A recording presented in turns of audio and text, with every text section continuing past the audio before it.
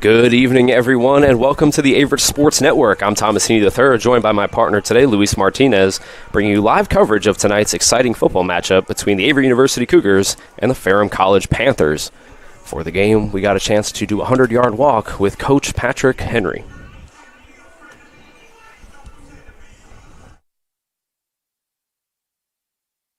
Everyone, I'm Drew Wilson, joined by Averett head coach Patrick Henry. And it's time for another 100 yards with Coach as we preview this week's game. All right, Coach, first before we get to this week's game against Ferrum, let's talk a little bit about last week's win against Greensboro. Obviously had to overcome some adversity earlier in the game, but Cougars able to come back and get that comeback win in the second half. Absolutely. Anytime you can get a win in college football, it's important. Our kids, anytime you come from behind to show that resolve, and had to play 4 quarters, and even the vibe on the sidelines, no matter what the score was, the team was together. So those were awesome things to see. Cougars 2-0 this year, second season in a row. You've gotten off to a 2-0 start. Just talk about what that kind of momentum does early in the season. Absolutely, you just get started off on the right foot. It shows the culmination of spring practices and camp coming together. Kids are doing a great job. All right, we turn our attention to a good old rivalry with Ferrum this week. Cougars actually play Ferrum twice this year. This one actually is not a conference game. It counts as non-conference. So going into this week, return home, get to see a Ferrum team you're obviously familiar with. Just thoughts on going into this week's game. Absolutely. The spin to the team was it's like NFL division matchup here. It's the last 2 times we're going to play a team that we've played every year that we've had a football team. And so I know our kids are excited. I know they know what's on the line, and I know that they know anytime that team gets off the bus, they're going to be ready to play. Obviously, looking at how the offense has played early in the season, you've had some really good bright spots. You want to talk a little bit about some of those? Absolutely. We've got, the offensive line has picked up right where they left off last year with a few new pieces, not giving up sacks and protecting our quarterback. And, the ground game is being very productive. We're able to spread the ball around to our skill guys on the perimeter, and each and every one of them, when given the opportunity, has made a play. And we got to get to cut down on turnovers a little bit, but 2 200-yard games for a first-time starter. Can't ask for anything more out of Ethan either. Defensively, obviously, you've gotten some good play out of your defense when you needed it. Absolutely. Got some great stops last week at Greensboro to help get the win. Absolutely, and we just got to cut out the big plays. You really take out a poor decision on my part in the special teams game, and starting our defense off on the 30-yard line, and you take out 3 plays defensively, and they played almost the whole second quarter on the plus side of the 50, and they tightened up and bottled them up and really stuffed the run and defended the pass extremely well. So we've got to eliminate big plays and continue to cause turnovers. You talk about bright spots. Freshman corner has 2 interceptions last week. So things are definitely turning in the right direction on defense as well. Well, obviously we're excited to see how the Cougars do today. One last question for you. Obviously, Day of Giving for Averett Athletics coming up on October 1st. I know that's such a huge deal for all of athletics and your program. Just talk about what it means when you have fans or alumni or just general people give back to Averett Athletics. Yeah, it's such a huge day for our kids because those are items that we normally wouldn't be afforded to get. Big ticket items, things that are off schedule other than the everyday things you need to run your program. And so our kids can't be thankful enough from the things we've got in the past, things that we use every single day in this program. That's Averett Athletics Day of Giving on October 1st. You can go to averettcougars.com/give and make your donation. Coach, thanks again for joining us, and good luck today against Ferrum.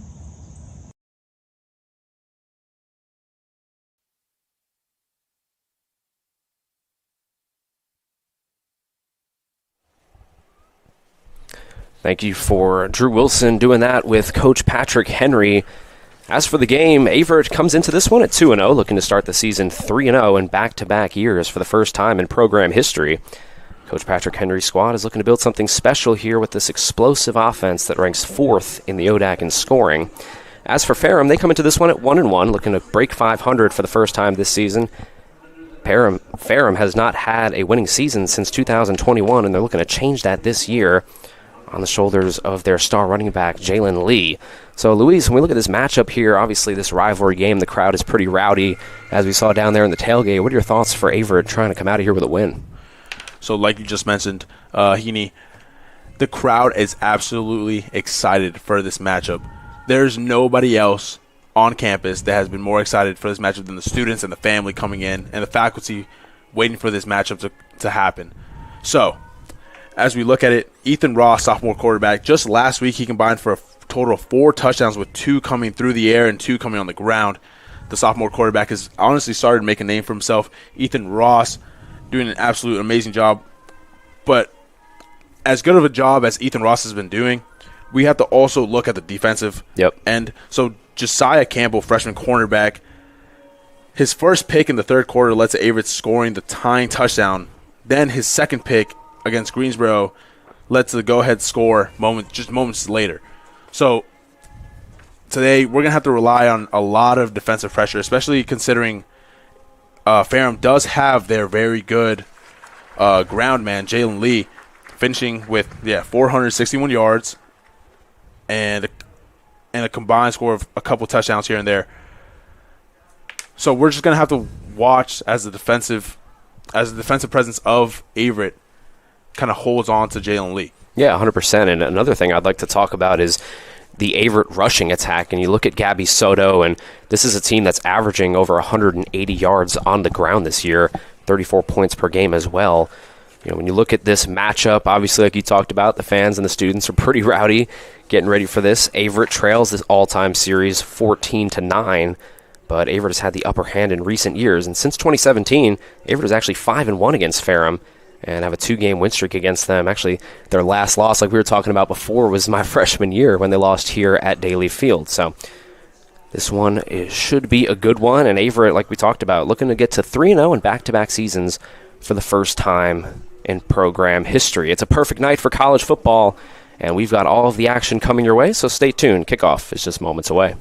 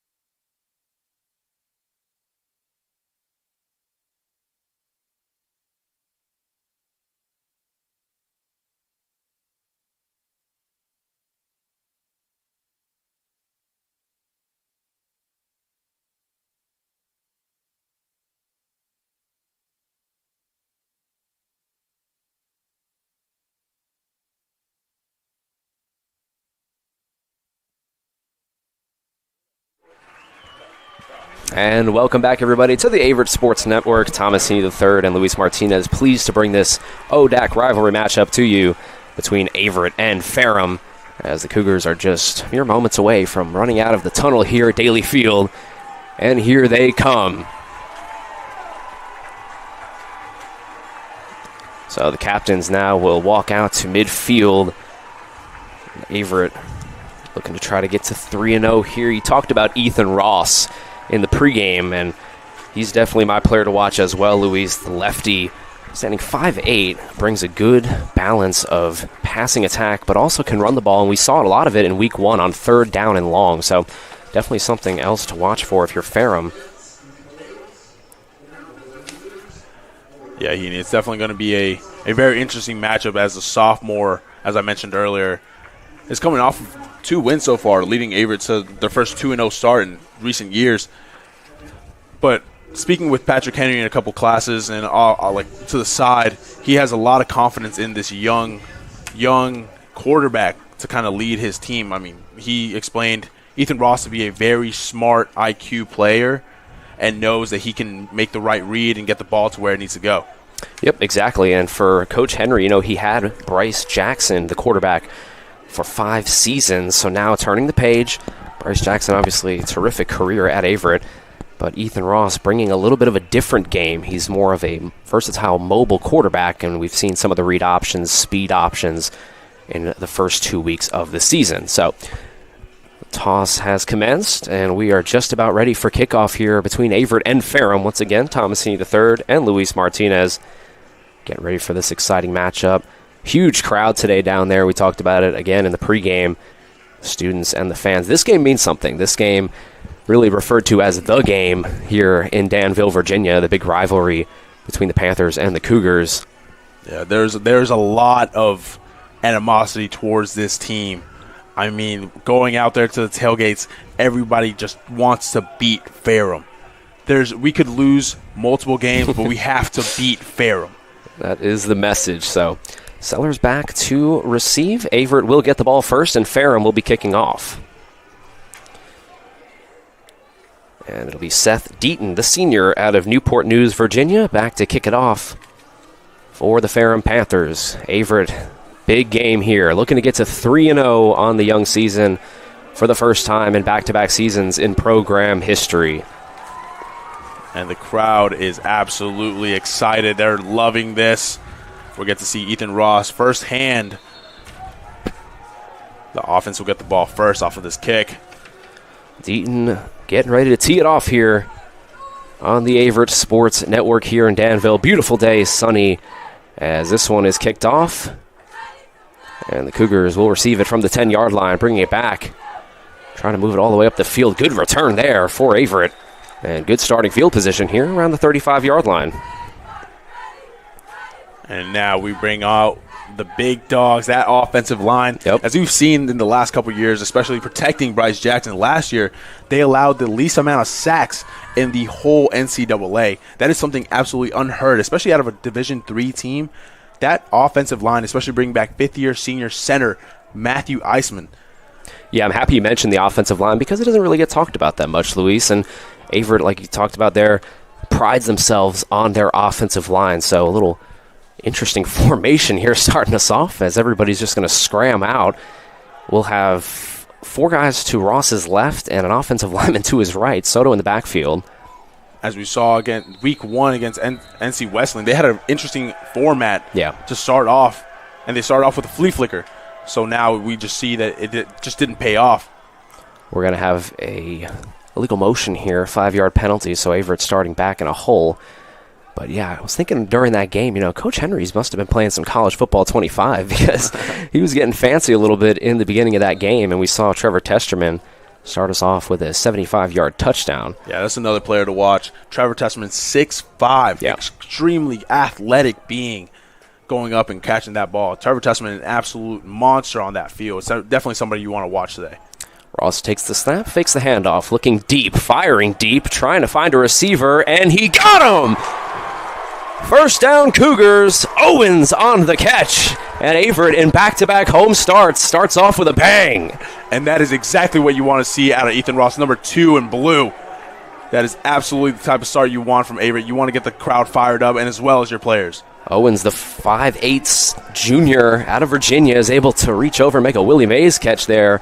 First down and 10 from the Cougars.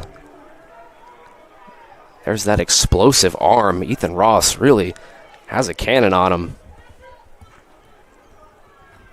So Averett trying to strike fast here from the big play from Ross to Owens. 2 tight ends in motion here. Soto in the backfield. Ross hands to Soto. Soto's got space, cutting towards the right and out of bounds. Close to the 10-yard line there. It's going to be about 2nd and 2.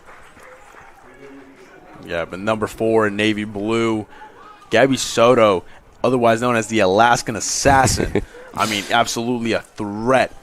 Very sneaky, very versatile, very agile. Can get right through those gaps, hit him quick, find a lot of space in the backfield. Yep, shout out to Chuck Viperman there, the Alaskan Assassin. Came up with that. 2nd down and 1 here for the Cougars, trying to strike first. Ross in the shotgun. Soto in the backfield. He's got Testerman and Watlington to his left. Play clock at 4. Gets the snap off, hands to Soto. Soto goes right, trying to get the first down. He'll get it, and it'll be a 1st and goal for the Cougars. And like I mentioned before, that offensive line, led by a lot of older guys that have been on this team, know the plays, know how to block, are very experienced. They know how to move that ball on the ground and in the air. Yep, that offensive line priding themselves on being able to block in the pass and in the run. Ethan Ross in the shotgun here. Testerman, Watlington to his right, and Owens, who made that big 50-plus yard reception on the first play of the game, to his left. Watlington in motion. Fakes the handoff to him. Now Ross is on the move. Tries to get inside, and he gets into the 4-yard line. 2nd down and goal. Yeah, and that's something you mentioned earlier. The mobility of Ethan Ross, a very quick player on the ground, but as well as in the air, he can definitely air it out, as we saw in the very first play today. The ODAC Player of the Week in Week 1 after that amazing game against the Battling Bishops here at Daly Field. 2nd down and goal for the Cougars. 2 tight ends in motion again. Soto in the backfield. Ross audibling here. As Ferrum stacks the box. Gets the snap, trying to find a fade in the corner of the end zone. And it's going to be incomplete. So 3rd down and goal now. I think they're trying to find Trevor Testerman there on a fade. 6'5" receiver like you talked about, Luis. Yeah, Trevor Testerman being a very big target, very versatile kind of guy. Will go up for it, will beat you with speed. I mean, an absolute freak of an athlete. Definitely somebody that Ethan Ross wants to go to almost every single time. If not number 1, Sean Watlington, who is an absolute speed demon. So now 3rd down and goal, and things get a little bit interesting here on this first possession. 4 yards away from Pater. Could be 4-down territory here. Ross takes the snap, speed option, runs it in towards the goal, but it's not going to get there. He's going to be stopped for no gain, and it'll be 4th down and 4, and the field goal unit will come on. So that's a speed option there, trying to make the read. Could have pitched it to Soto, but instead kept it, and it'll bring on the field goal kicker here.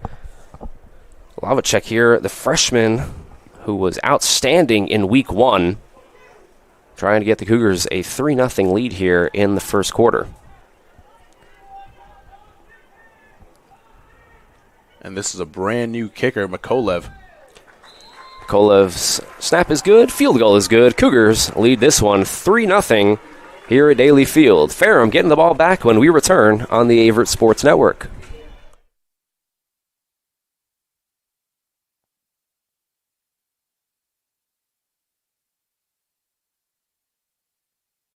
Averett because of the family surroundings and the people here. Averett is a great way to learn new people and to get to know everyone around you. They're always really helpful and make sure they're always there for you. And so that's why I chose to stay, and I chose Averett. And obviously because of my coach, Coach Burt, he's a great guy and made sure that the friendly atmosphere. Cougars lead this one 3-0 on the Averett Sports Network. As McCulloch there, able to punch in the chip shot field goal. And Ferrum now will get the ball. Yeah, this freshman out of Great Falls, Virginia, Mikolev, an absolute boot of a leg. I mean, especially taking after Will Cavanis, who's been in that position for many, many years, now being coached by Will Cavanis, a former kicker from Averett. Kickoff goes all the way down in towards the 1-yard line. It'll be received out. Interesting move here. Good blocks ahead, though, as this one is going to get all the way down to about the 29-yard line. So Ferrum getting good field position here And we will see Zach Wyatt, the quarterback, junior out of North Wilkesboro, North Carolina, onto the field to try to answer that field goal by Averett. And this is something that's been very good on the Averett side. That defensive line, obviously missing number 9, Jalen Russell, from last year, the defensive player of the year in the ODAC. Making up for it is that defensive line. Yep, and now we're going to have a first down and 10 here for the Panthers. We'll see Jalen Lee in the backfield. He is the head of the snake, if you will, as this is going to be a little bit of pressure here, trying to get a sack, and he gets him! Sacked by the Averett defense there. And a great play. First sack of the game for the Cougs. Yeah, that was number 44, Gerald Williams, a freshman out of Bennettsville, South Carolina. There's that pressure you were talking about, Luis, and a lot of the times these games, especially in the ODAC, are won in the trenches, and starting Ferrum back here to a 2nd and 14 early. Takes the snap, read option. He's going to keep it. And there goes Wyatt all the way down to about the 36. And it'll set up a 3rd and short here. That's a tough break for Averett. Yeah, that was a great read there by Wyatt. I mean, absolutely seeing the defensive end coming crashing into the running back, keeping himself and running for a good gain. So the stadium pulse gets up a little bit here on a 3rd and short for Zach Wyatt and Jalen Lee. Let's see what they do here. He's going to give it to Lee. Lee is going to get stuffed up at the 36-yard line, 37-yard line. It's going to set up a 4th and very short.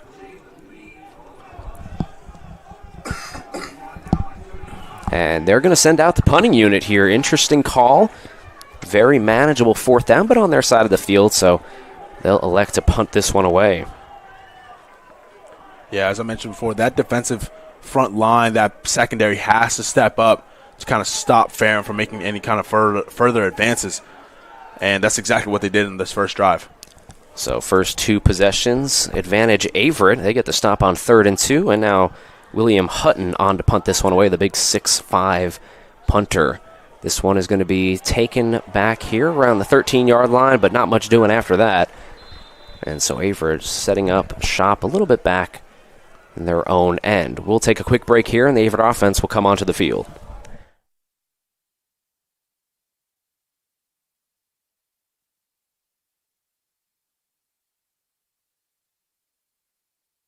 Averett because of the family surroundings and the people here. Averett is a great way to learn new people and to get to know everyone around you. They're always really helpful and make sure they're always there for you. Back onto the field for the Cougars and Ethan Ross after that 50-yard reception by Owens.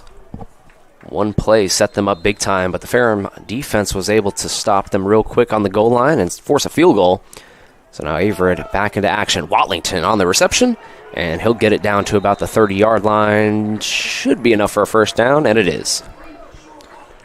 Yeah, that's a great read there by Ross, finding Watlington very quick, very early. Watlington just an absolute, like I said, mentioned earlier, like a speed demon. I mean, very quick, very good at what he does, the route running, the speed, the breaking down, and a real artisan of his work. Yeah, and this is a really talented wide receiver room. Obviously, we saw Owens on the big reception earlier as Ross drops back to pass here, finds Testerman. Testerman loses the ball. They're going to say incomplete. So a dangerous play there. Almost the announcer's jinx there as I'm talking about the receiver room, but Nick Andrews and Jeremiah Owens as well, and Trevor Testerman, the two-sport athlete here at Averett, baseball and football, all headline a really good receiver room. Testerman comes out here on a 2nd down and 10.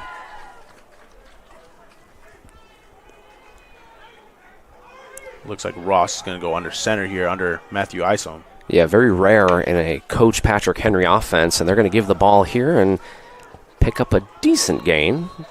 About 4 or 5 yards there. Set up a 3rd down and medium.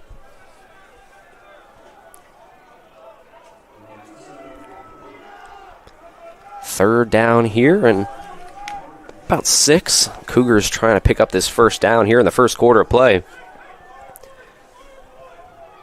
This would be a big stop for the Panthers' defense, Luis, especially after giving up points on that last drive.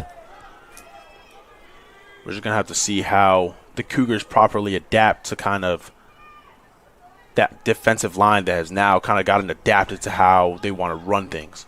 Yep, so now Ross goes under center here off of the audible. 2 receivers to his left and right. Easily in the backfield. He's going to run it here, and he's not going to get much. Stood up there and about a 3rd down and 4. And it looks like it's going to set up, it's going to set up a 4th down. I thought there might be a flag there. The Panthers yelling on their sideline, but it's going to bring out the punting unit.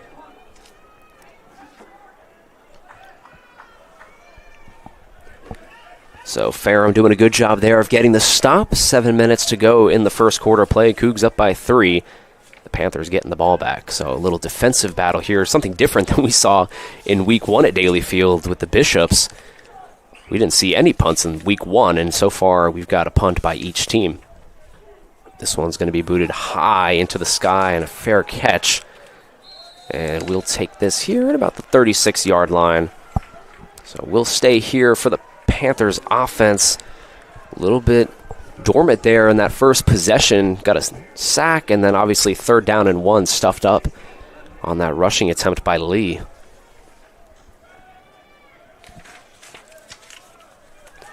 Going to be very interesting to see how Ferrum kind of changes up the way they will run or pass depending on how this defense presents itself. Yep, so no pass attempts yet, and obviously we'll probably see that change here. Here comes the rush attempt by Lee. He gets down to about the 39-yard line, and 2nd down and medium.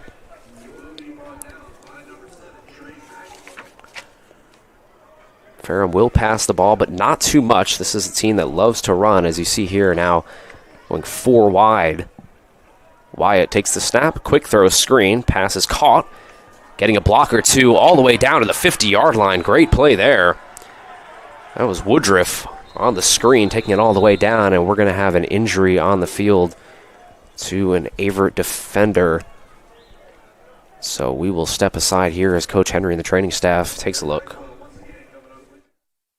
Averett, because the first time that you talk to the coaches here or any of the staff, they're just really sweet and really helpful, and you just feel like you're going to be family once you come here. It's going to be your second home away from home. And what makes Averett so special is just the one team feeling. How there's so many different teams on campus, but we all stick together as one team, and the one team feelings makes you feel the best. That was Marte Simmons, the sophomore out of Bennettsville, South Carolina, was able to walk off on his own power with the training staff here. Yeah, that was number 7, Trey Maxwell, a grad from Centerville, Virginia, on that tackle. So 1st down and 10 here for the Panthers. Good field position off of the punt by Averett. Wyatt takes the snap. He'll hand it to Lee. Lee will pick up a solid gain.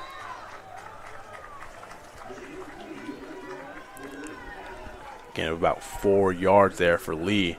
Yeah, we mentioned earlier, Heaney, Lee is an absolute threat when it comes on the ground. Yep. And that offensive line is a big part of him getting a lot of yardage.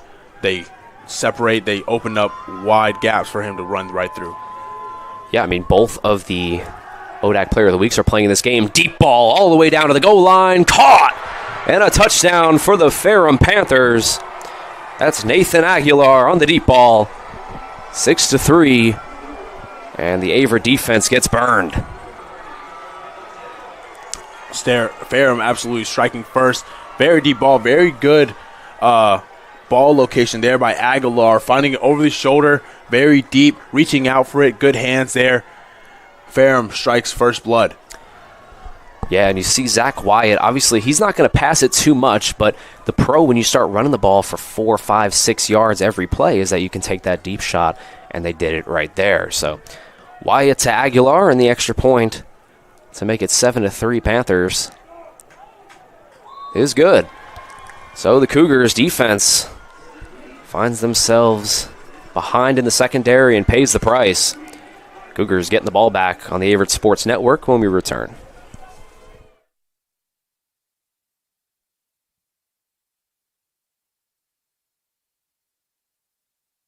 Averett because of the family surroundings and the people here. Averett is a great way to learn new people and to get to know everyone around you. They're always really helpful and make sure they're always there for you. And so that's why I chose to stay, and I chose Averett. And obviously because of my coach, Coach Burt, he's a great guy. Welcome back, everybody, to the Averett Sports Network. Thomas Heaney III and Luis Martinez here for this rivalry ODAC matchup between Averett and Ferrum. And so far, the Panthers answering the bell following the Cougars' chip shot field goal with a deep ball. 46-yard touchdown pass to Nathan Aguilar. So Averett getting the ball back, looking to answer as well. Short kick to about the 15-yard line. Bringing it back here to about the 30, and that's where the Cougars offense will start it up. It's very important now that the Cougars try to answer back, not only with just a score, but just with some type of answer back to that amazing deep ball there by Wyatt to Aguilar. Yeah, we've seen two really good deep balls, a 50-yarder from Ross to Owens, and then we saw Wyatt to Aguilar there, but the difference so far in this game is that Aguilar has ended up in the end zone, and Owens was down at about the 15-yard line, and the Cougars had to settle for a field goal. So Averett starting up the drive at the 30-yard line here, down 7-3 in the first quarter. Ross, two running back set here. He's going to hand to Soto, and nothing doing there. Maybe a gain of 1.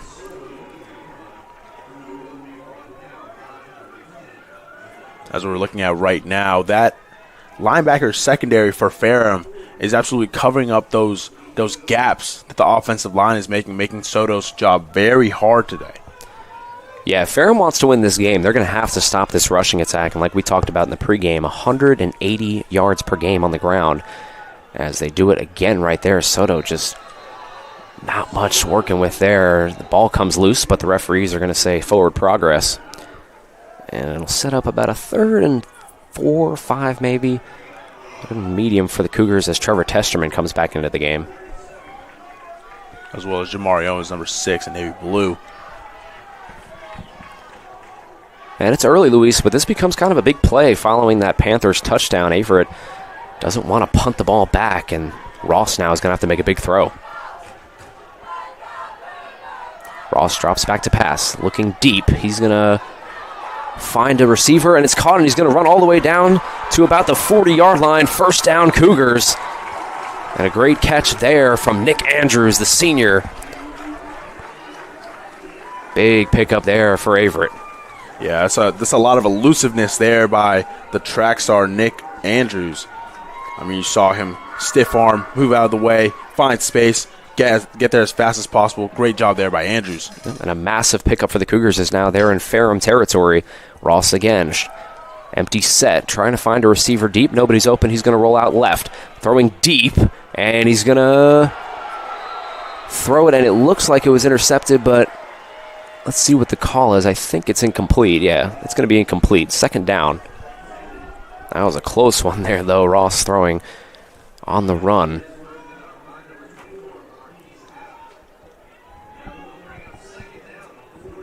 Second down and 10 from the Ferrum 40-yard line here, and Averett stalled on their last possession, the first possession of the game, rather, after that big play. And then you see there Andrews picking up a gain of about 30. The last thing the Cougs want to do here is stall out again. Soto takes the ball, runs right, trying to find some space, but there's just nothing doing there. But a flag thrown from the secondary. Let's see what the call is here.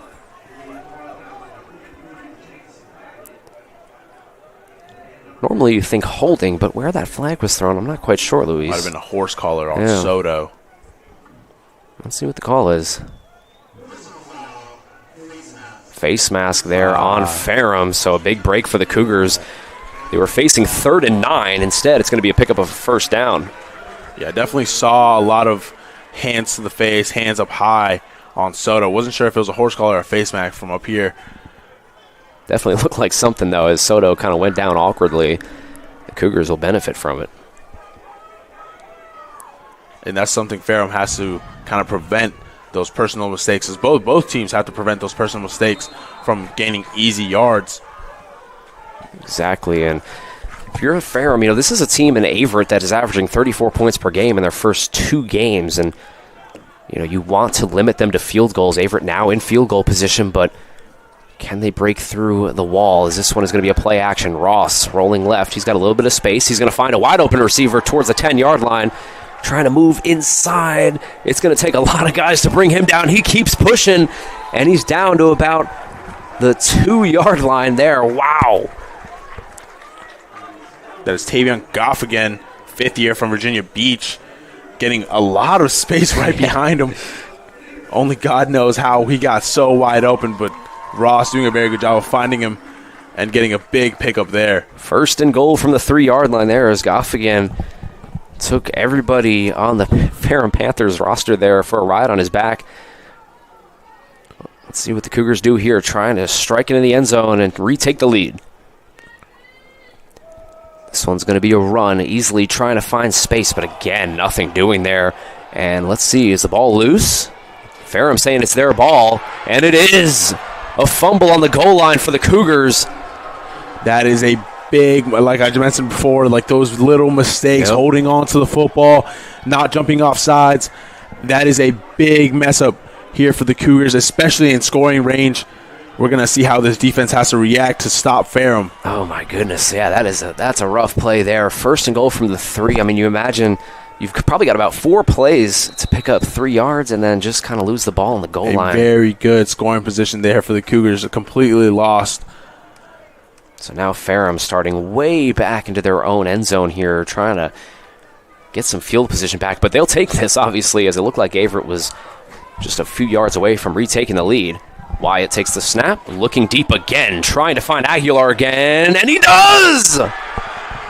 Aguilar with a huge play there, all the way down to about the 43-yard line. Wow. That was number 80, Marquise Woodruff, senior out of Lynchburg, 6'1", with an absolutely astonishing catch. Wow, what great ball location, found it. Great job in pressure. Yeah, I thought that was Aguilar there after his big play on that last drive, but like you said there, that is Woodruff and more explosive yards here for Ferrum, and now Averett on their heels, but a flag, and it looks like this one is going to come back. Yeah, that's Joseph Terry on the jet sweep coming across. Man, Wyatt is really throwing that ball downfield, Luis, and that's going to be a hole. He's testing it. He's finding the openings. Yeah. And he has a lot of confidence in the receivers to make plays, and so far his receivers have not let him down. The Averett secondary is going to have to do a lot of work to kind of hold on to this lead. Yeah, this is a team that is not really known for throwing the ball downfield. Like we talked about, Lee is really the horse of this offense, but Ferrum giving Cougs a little bit of a different look, a little deep ball action. They'll be starting way back here, 1st and 20. Pass is caught, and it's going to be right back to the line of gain there. That's number 14, Holland, picking that one up. 2nd down and 10.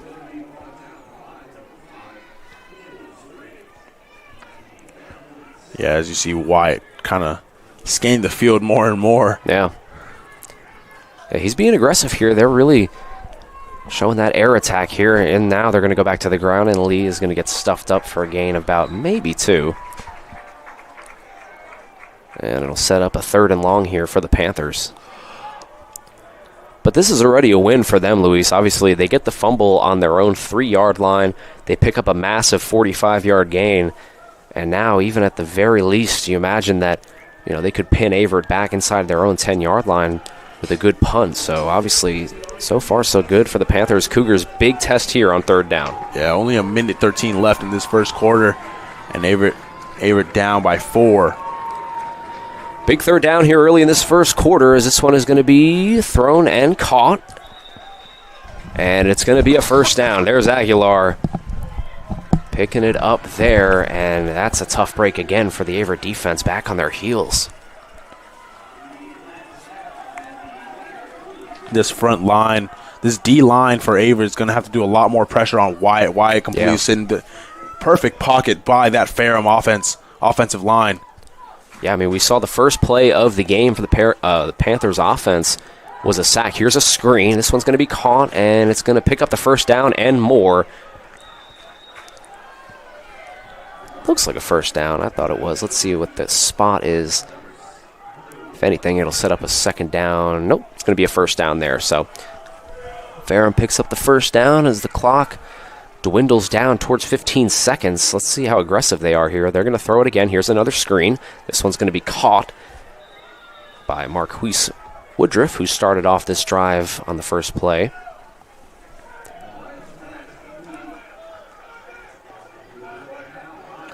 And that is going to conclude the first quarter of plays. So a lot of explosive plays by both quarterbacks. But right now, the fumble on the 3-yard line is the difference. Ferrum leads this 7-3. We'll be right back.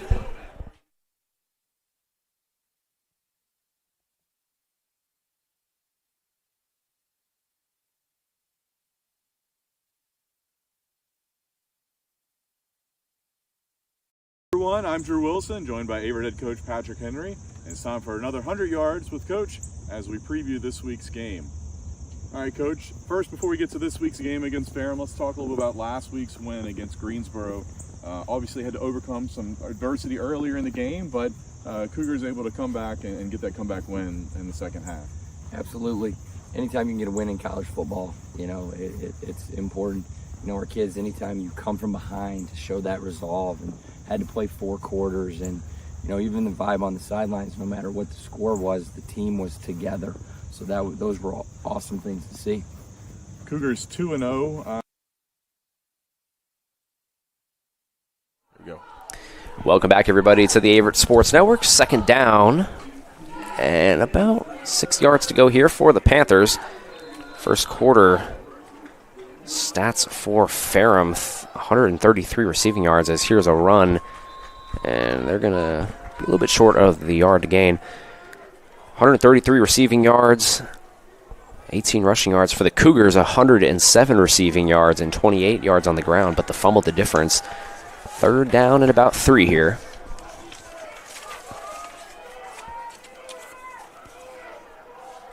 Wyatt has been red hot as they put the tight end in motion here.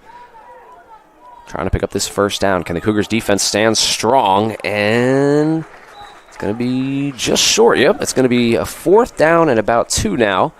And now decision time for first-year head coach Kevin Sherman. And he will elect to send out the field goal unit here to try to make it a 7-point game. Seth Deaton, the senior out of Newport News, Virginia, on to kick.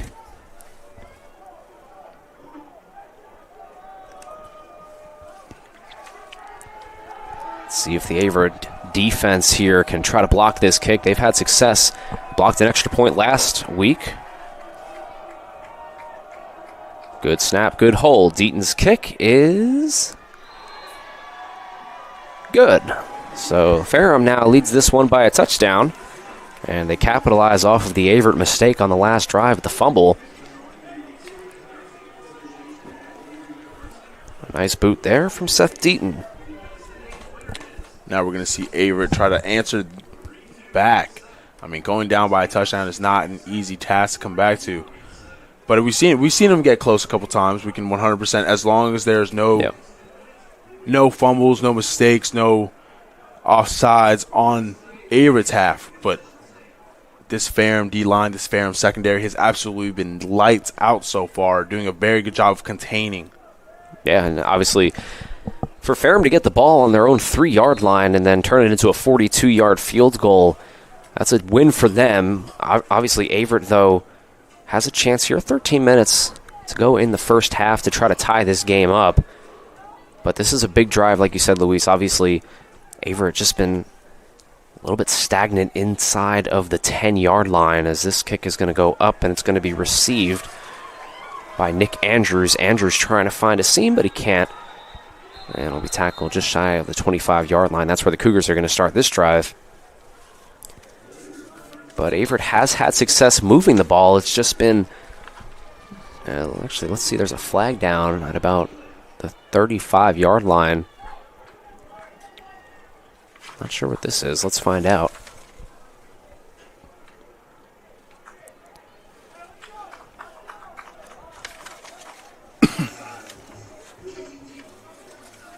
So this is going to go against Ferrum.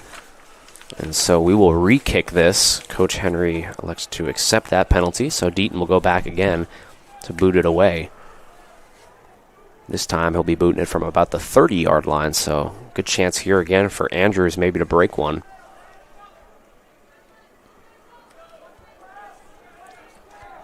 Yeah, a lot more distance here for Andrews, who, like we mentioned earlier, very agile, very quick, athletic player. I mean, he will find that gap, and he will do his best to shoot right through it. Andrews with a catch and 23 yards on the day so far, and he's back again to receive. This one's going to be a deeper kick here for Deaton, who just booted that 42-yard field goal. Kicks this one, nice kick, all the way down to about the 5-yard line. This one's going to be picked up by Jason Moran. Moran trying to find a seam. And what do you know? It's just about the same result as the last one, but another flag comes out. And let's see what this is about. Back-to-back flags on the kickoff. You don't really see that too much. Yeah, it might be a flag on Moran losing his helmet. Hopefully it doesn't affect Averett too much.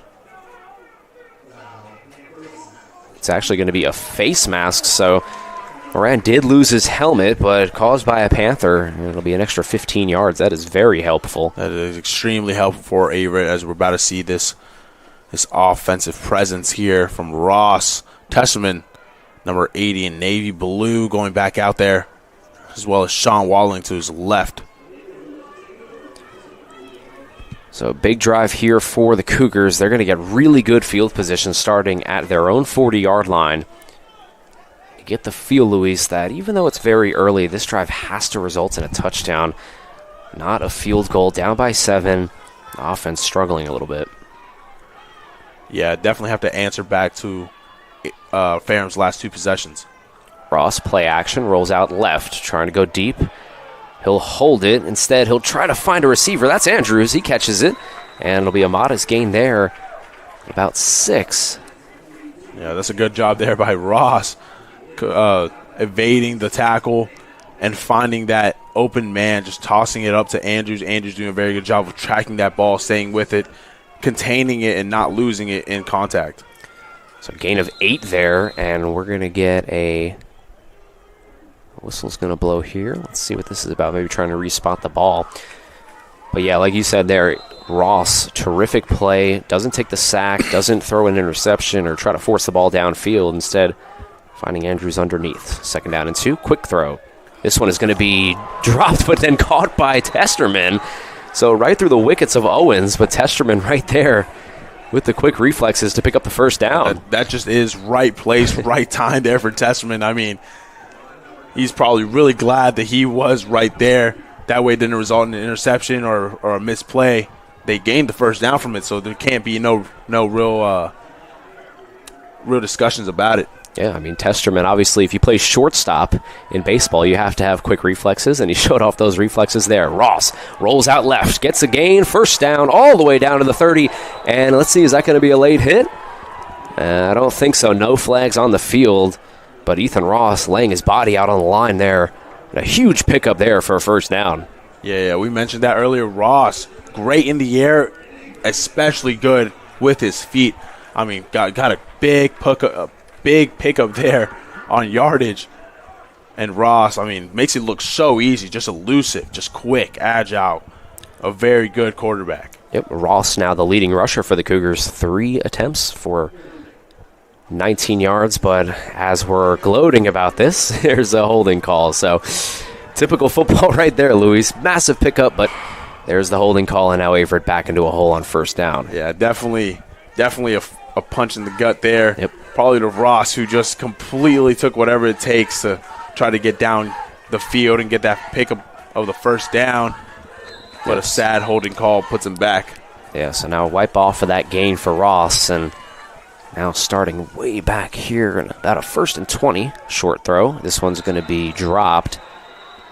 Looks like, yeah, it's going to be dropped there. So 2nd down and 20 now. And kind of feel like the air was let out of the building there after that holding. Well, that's a big play, as Ross got down almost to the red zone.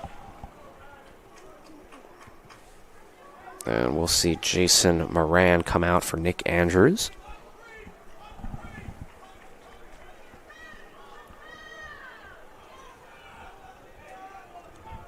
Andrews and Soto in the backfield. An interesting formation here. Those are two very, very quick threats right there. Dynamite in the backfield right now for the Cougars. Here comes the handoff. Soto cuts out left. He's got a little bit of room, but he's going to be dragged down, and guess again, it's going to be another flag. Soto trying his best to stay up. Took about 4 Ferrum defenders to bring him down. Soto was not willing to go down easy. Yeah, that's my favorite part about watching Gabby Soto. I mean, the man stands at 5'5", 150 pounds, as we get another holding call there, and that is just killing the Cougars right now. But yeah, that's tough. Yeah, but Soto, I mean, it's going to take more than a guy or two to bring him down. The Alaskan Assassin, in the words of the legendary Chuck Vipperman. But, yeah, this is about second down and all of Danville here. Now third down. Looks like they're going to decline the penalty. So this is going to set up a 3rd and a mile here for the Cougars. Let's see how aggressive Coach Henry is here. Do you take a deep shot, or maybe you just try to pick up some yards? We're about to see right here, Heaney. Ross takes the snap, tries to go deep. He can't find anybody. He's trying to evade pressure. He does, and wisely will throw it into the Cougars bench. Coach Henry not happy with something down there. I'm not sure, maybe a late hit, but regardless, this will set up a 4th down and forever for Averett, and the punting unit will come on. So when you look at that drive, Luis, I mean, you know, Ross runs it for about 20 yards downfield, all the way almost down to the red zone, and then that holding call really just derails everything. Yeah, and it just wasn't one holding call. It was 2 holding calls, putting him back possibly 20, 25 yards. Yeah. I mean, that's something that cannot happen if the Cougars want to come back from this 1-score down lead. Yep, so this is going to set up a punt here. Let's see if we can get Ferrum inside of their own end zone here. Fair catch called for. Ball's going to dribble all the way down to the end zone, and it's going to get out. And so Ferrum will start at the 20-yard line. So big stop there for the Panthers. Cougars coming onto the field on defense, looking for a stop when we come back on the Averett Sports Network.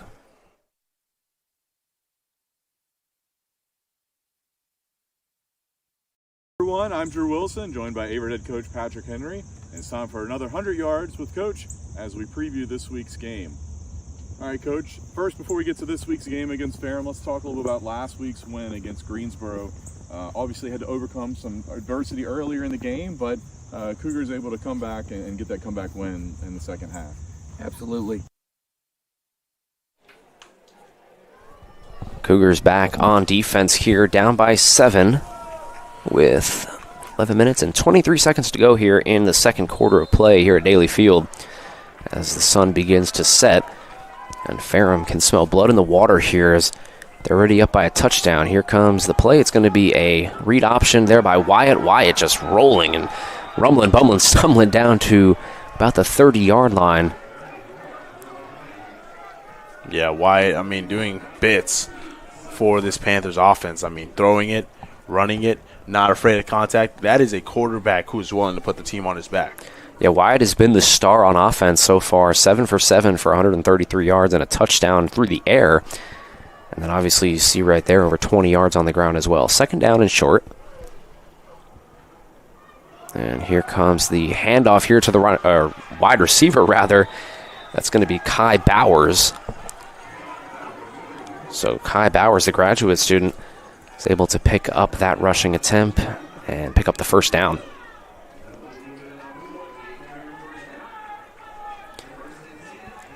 Lee in the backfield here, and this is becoming a big drive here for Ferrum, looking to go up 2 scores in the first half of play and getting the ball back in the second half. Here's the read option. Wyatt takes it, and he takes a lick there.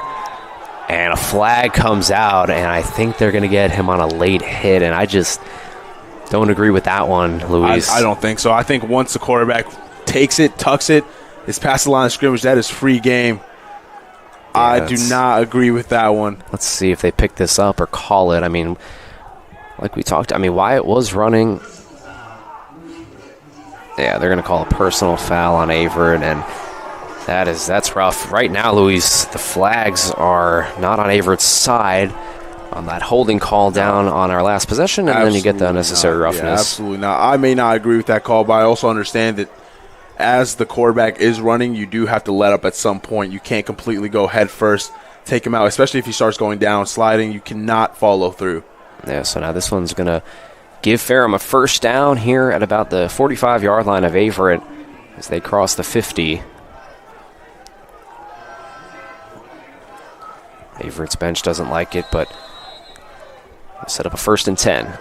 Wyatt takes the snap, play action, trying to go deep, and he finds Aguilar. Aguilar picks up the first down and more. All the way down to the 20-yard line goes Aguilar. And first down here in the red zone for the Panthers. Hurry up offense here for Ferrum as Wyatt gets back under center, trying to catch the Cougars on their heels. Screen pass, and this one is not going to go anywhere, maybe a yard. Yeah, that is number 8, Joseph Terry, on that screen pass. Not much yardage there, but enough to maybe move the stick, maybe a yard, give him a little more. As have a 2nd down and 9 here. Just under 10 minutes to go in the first half of play, and for Ferrum, obviously, I mean, there's no rush here. You try to drain some of that clock down, and I mean, even a field goal makes it a 2-possession game.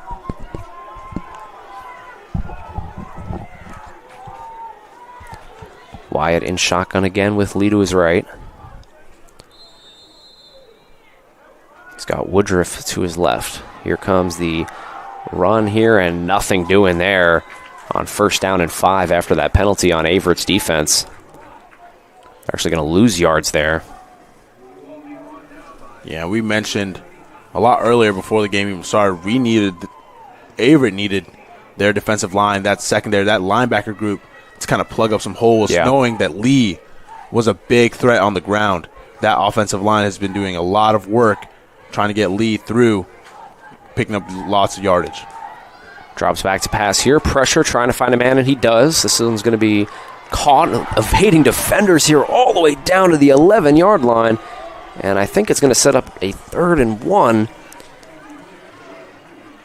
Yeah, and that was again Jalen Lee, as we mentioned, number 5 in white, an absolute threat, and apparently not only on the ground but also in the air. Yeah, and it's been a rough day for him, sledding only 4 carries for 8 yards, but now a 3rd and 1 for the Cougars, trying to get off of the field.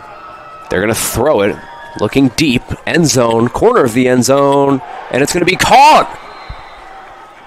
Let's see what the call is. There's a flag also on the field.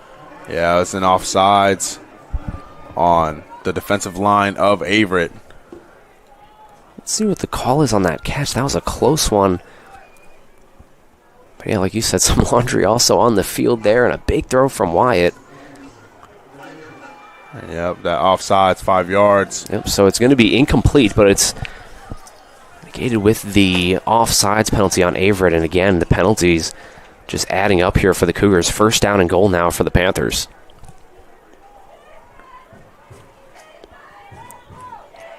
Now a big chance here.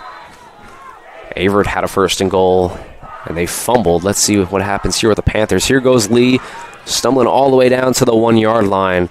And it's going to set up a 2nd down, 1 yard to go for the touchdown. Yeah, there's a reason Lee was on everybody's scouting report as a high threat on the ground. I mean, just look at what he's been doing so far. Jalen Lee back into the backfield here in shotgun. Wyatt going to give it to him again, getting into the end zone for the touchdown for Ferrum. 13-3 now as Lee, the ODAC Offensive Player of the Week last week, is able to get into the end zone there and add on for Ferrum. As Ferrum adds on to that lead, making it 16-3. Seth Deaton on for the extra point, made his last extra point and a 42-yarder, so he's been a little bit busy in this first half.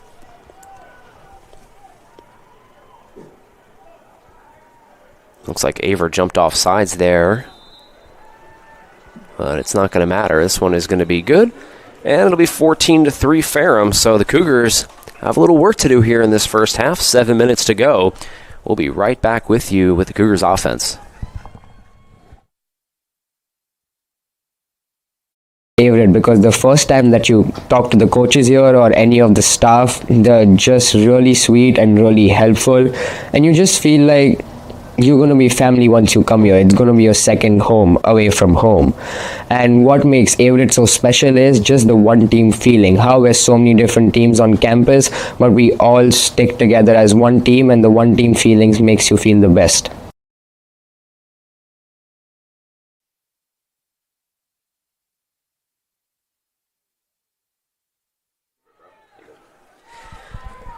Thomasini the third and Luis Martinez here in the first half. Ferrum up 14-3, and the Cougars in desperate need of an answer. And Luis, we turn to you here. What do you want to see the Cougars do on this drive, trying to move the ball, run, pass? What would you do here if you're Coach Henry? So the biggest thing is that what I've seen is a lot of shooting Averett in the cell. Like, they're shooting themselves in the foot. A lot of holding, offsides, personal fouls, et cetera, et cetera. Things that can be fixed, they have to be, so Ferrum doesn't gain those easy yards. Andrews there takes a lick at about the 22-yard line. And that's where the Cougars will set up shop here. But a big possession. One of the guys we didn't really talk about in the pregame. We were more so focused about Lee. But how about Wyatt, the quarterback, Zach Wyatt, the junior, 9 for 9 for 163 yards and a touchdown through the air. And then also 4 carries for 23 yards. So he has been the difference maker so far in this one. And now we turn to Ethan Ross, trying to do his part to get the Cougars back into this one. Yeah, we're expecting a lot out of Ross, the sophomore quarterback out of Chantilly, Virginia. But so far he's trying to get adjusted to this Ferrum defensive line as well as the secondary. This is the first time the Cougars have had to face some adversity this season, as that first run is going to be good gain. Make it about a second down and short. But Averett, for the most part, has been smooth sailing their first 2 weeks. A big blowout win against North Carolina Wesleyan in week 1, and then a little bit closer than maybe what some people thought against Greensboro last week.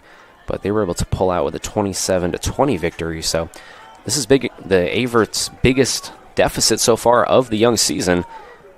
I'll be curious to see here how Ethan Ross and the offense responds.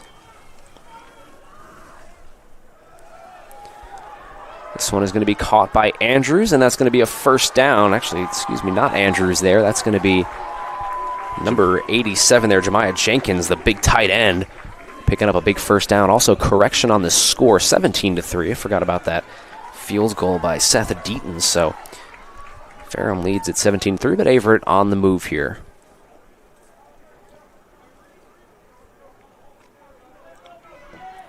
As we're starting to see a lot of movement in yardage and moving of the sticks, Ethan Ross doing a very good job of controlling this offense, making sure that everything that goes forward is completed. Averett with 8 first downs now to Ferrum's 9. They've been moving the ball. It's not like they've been going 3 and out every possession, but here comes Ross looking deep. Nobody's open. He's going to scramble, moving right. Tucks and runs, trying to get towards the first down marker, but he's going to be a little bit short. And he gets out of bounds. Smart move there by Ethan Ross.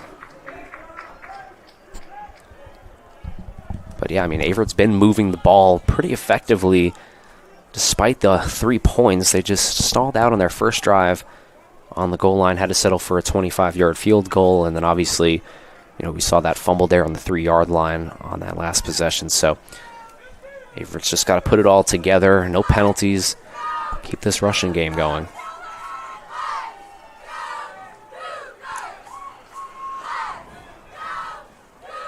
Wadlington in the backfield. Ross pump fakes, runs, tries to get inside, and he picks up the first down there, and now a penalty. And now let's see, could this one be against the Panthers on Ross? That's the question. Ross took a big hit there at the end of that play. Yeah, this is a bit of a deja vu from that last drive they just had. Ross taking it himself, getting a flag. Hopefully it's not on the Cougars, or else they're going to have to go right back to where they started that last drive. Yeah, and the last drive, kind of same thing. I mean, Ross picked up a massive first down to get them close to the red zone, and then the holding call, and then, second down and 20. So let's see if this is against Averett. So they're going to pick up the flag. It was a late hit against Ross, but the referees decide, no, we're going to pick that one back up. So, but it'll still be a first down for the Cougars here in Ferrum territory at the 40-yard line.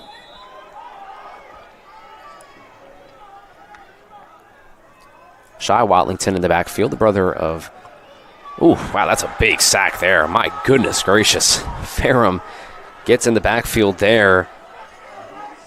As that's number 42, Devon Simpkins, the sophomore out of Augusta, Georgia, putting down the hammer on the Cougs, setting them back down. Second down and about 15. Yeah, that's something I mentioned earlier. That offensive line from Averett from last year to this year. Last year, I mean, they held for the least amount of sacks in the whole NCAA. Yeah. Now, it seems like there's a bit of miscommunication, a couple missing gaps, missing pieces here and there. But Ross doing his best to try to evade pressure. Yeah, we're not used to seeing a lot of sacks on the field as we're going to get a timeout. We'll take a moment here. Mark your calendars. We're about 10 days away from the Averett Athletics Day of Giving on October 1st. Our programs are competing with each other to see which teams can raise the most money overall, the most money per student athlete on each team, and the most total donors per program. Help your favorite team win a gold, silver, or bronze medal by donating. You can even begin donating early today by going to averettcougars.com/give.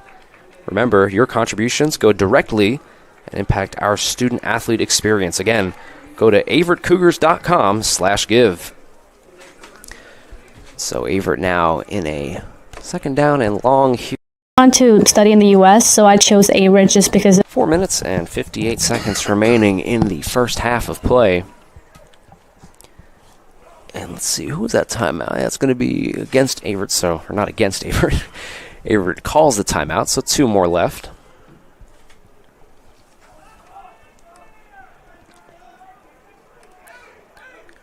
Ross and the offense back on here following the timeout.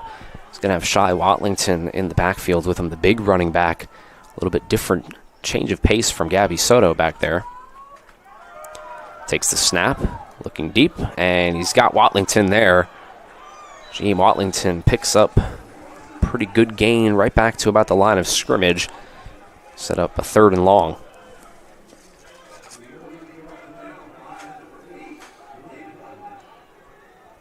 Sean Watlington there picks up about a 7-yard gain here. Sets up 3rd and 9. And a big play here, Luis. Yeah, this is something we need to see out of the Cougars if they want to kind of put a staple on this quarter. You know, coming down 17-3 currently. Yep. Ferrum gets the ball at half also. Ross in shotgun, looking deep. Nobody's there. He's going to get gobbled up by this Ferrum front.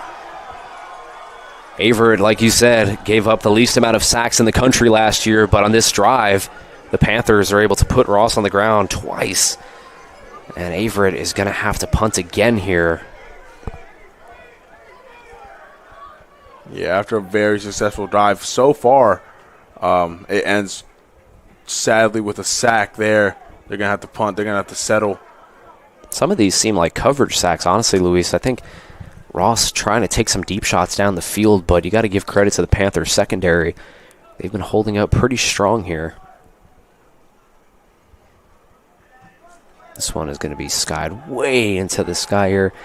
Fair catch is called, and this is a really good punt to about the 11-yard line of Ferrum. So that's where they're going to start here. Zach Wyatt, the superstar of the day so far, 9 for 9, 163 yards and a touchdown. No picks, and has only been sacked once. That's where he's going to start out, and this could be almost a... I mean, obviously, it's a little bit early to say this, but I mean, it could be a put-away drive if you're the Panthers. You're up by, 17-3 here. If you score a touchdown, go up 24-3, and get the ball in the second half, Cougars could be in some trouble. So, big opportunity here for Averett. Yeah, that's definitely a hard deficit to come back from, going down 2 to 3 scores. Here goes Lee. He takes the carry all the way down to the 30, still going past the 40, past the 50, all the way down past the 40 and to the 35-yard line. There he is, Jalen Lee, the ODAC Offensive Player of the Week. making his mark known after scoring a touchdown on his last drive. He picks up a big gain there of 50+. That was actually Caleb Holland, the sophomore for Ferrum. Yep, Holland there. My apologies. So used to seeing Lee take that ball, but they bring in the backup, and he's able to give them a spark. The Cougars now back on their heels. Big drive. That's something Ferrum wants to see out of this. Wyatt again, hands off. There's Lee. He's running all the way past the 15-yard line. And wow, this is big statement drive here from the Panthers. Cougars really having a hard time just controlling that running game. Yeah, as we mentioned before, that the battle starts in the trenches. If you can open up a gap for that running back, especially somebody like Lee, you are going to have to deal with a lot of yardage being gained. Lee back in the backfield again. He's going to take this one, but this one's not going to go anywhere. Maybe a gain of 1 there, and we're going to get a whistle, and we're going to get a timeout on the field. So, 2-minute warning. New rule here this year in the NCAA. 2-minute warnings in college. We'll take a break. We'll be right back with you after. Favorite, because the first time that you talk to the coaches here or any of the staff, they're just really sweet and really helpful, and you just feel like you're going to be family once you come here. It's going to be your second home away from home. And what makes Averett so special is just the one team feeling. How we're so many different teams on campus, but we all stick together as one team, and the one team feelings makes you feel the best.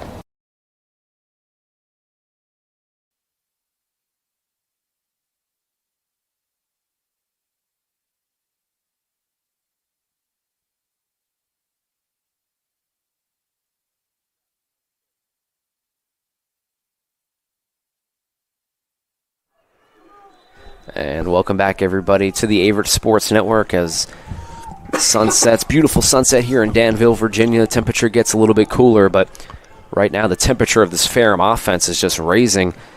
Red-hot offense here. Holland had a 57-yard gain on the ground, and now they're getting towards the goal line. Big stop there from the Cougars' front, though. Going to set up a 3rd and long. Yeah, that was Holland again on the carry. As you just saw him, picked up 57 yards. Yeah. An insane amount of yards there by Holland. The speed on that, Louis, like we were talking about during the break, I mean, he had an Averett defender in his pocket, and he was just outrunning the entire secondary. So, yeah. It was just agility, the elusiveness. Great job there by Holland, putting him in great scoring position. So this becomes a big 3rd down here at the end of the first half. 3rd and 9. Wyatt drops back to pass, tries to find somebody in the backfield, and it's going to fall incomplete. 4th down, and obviously you would imagine Ferrum trots out the field goal unit, and they will. Seth Deaton has been a little bit busy, had a 42-yarder, a couple extra points, and now he's going to line up to kick this one from about the 13-yard line, so this one will be a 29-yard field goal. Yeah, Deaton having a great day so far. I mean, absolutely lights out. Going to try to make this a 17-point game rather than a 14-point game. This is a big one. This one will make it a 3-score game if he's able to drill it. Deaton's kick is up, and it is good. Ferrum leads this one now by 3 scores, 17 points up on Averett. Cougars getting the ball with 1 minute and 15 seconds remaining in the first half. We'll stay here with you. Averett, how aggressive would you try to be here, Luis? If you're Coach Henry, obviously it's been a little bit tough sledding, but Ferrum's getting the ball to start the second half, so you kind of get the feeling that you got to try to do something here. Yeah, Heaney. So energy and momentum is a very big thing in football. I mean, if your team's riled up, they're high energized, they're going to make plays. As we just saw there, Holland running for 57 yards. That was high energy. That was a lot of grit out of Holland, putting him in great scoring position. They had to settle for a field goal, but that puts them up by 3 scores. So out of Averett, you need to have plays. You need to have some type of confidence in your offense to try to score here and cut that lead down. Yep, exactly, and you've got a good field goal kicker. He's had a lot of success this season. Here comes Nick Andrews. Maybe he can spark something. Got a couple blocks, and that's going to be about it to, let's see, the 28-yard line. 1 minute and 8 seconds remain here in the first half. Ferrum leads Cougars 20-3. But Averett 2 timeouts, and obviously in NCAA, the clock will stop after first down, and then they'll reset it once the ball is set. So big drive here for the Cougars. And like we talked about, I mean, even if you can get a field goal here, you cut it back to 14. Now you're only down by 2 touchdowns. Try to get a stop on the other end when we come back after halftime, but also don't want to be too aggressive and make a mistake, and then no, absolutely, you're really in a hole. No, absolutely. I mean, like we've seen before, a lot of mistakes, great drives, but just mistakes, flags, have been killing Averett, sending them back a couple yards. Ross is going to throw here. He's going to find Watlington, and Watlington will probably wisely drop that one, as that one was just going to drain the clock down and be a loss of yards. Yeah, that's a lot of pressure there. Watlington was a little bit slow to get up there, and he's going to walk off on his own power, but that is not something you want to see. No, absolutely not. That is wide receiver 1 right there. That is number 1 target other than Trevor Testament, who's out there right now. But Sean Walling, the big key part of the success of the Cougars so far in these last 2 weeks, going 2-0, Walling being a great target on the ground.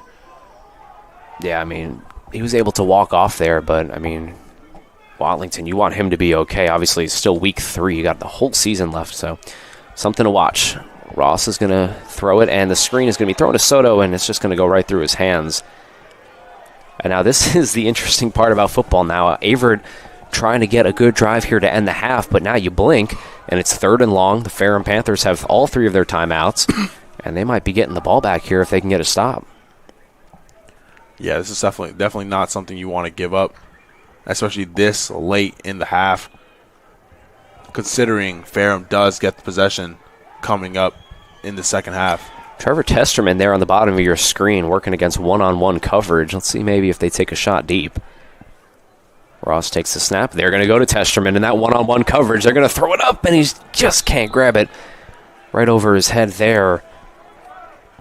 Nice defense. You see there, originally there was one-on-one coverage, but the safety who was originally leaving out Testerman by himself immediately dropped back to cover, making it 2-on-1 for Ferrum.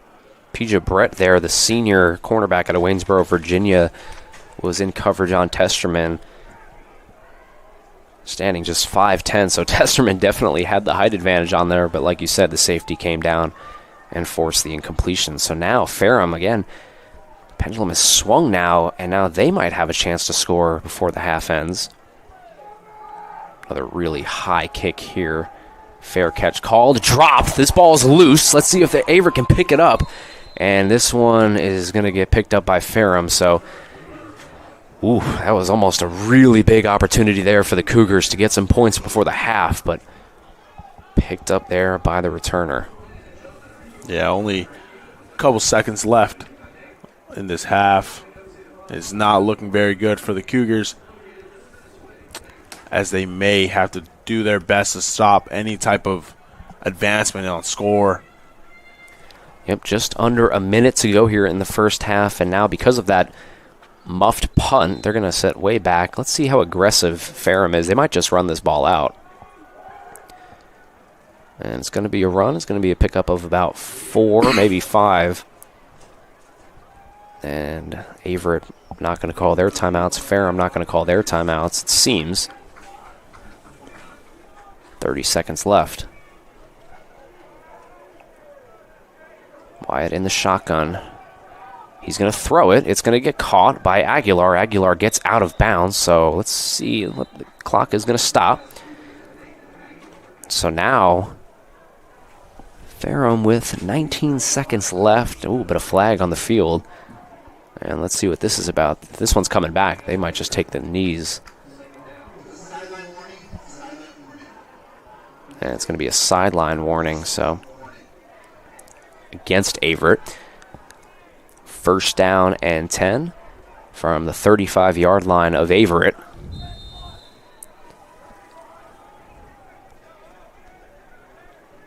Wyatt now 10 completions on 11 attempts, 170 yards and a touchdown.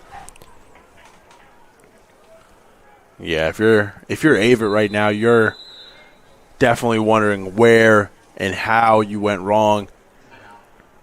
But I can tell you right now, Heaney, a lot of those free yards gained to Ferrum were mistakes, holding, offsides, etc. Things like that kind of penalize yourself, really.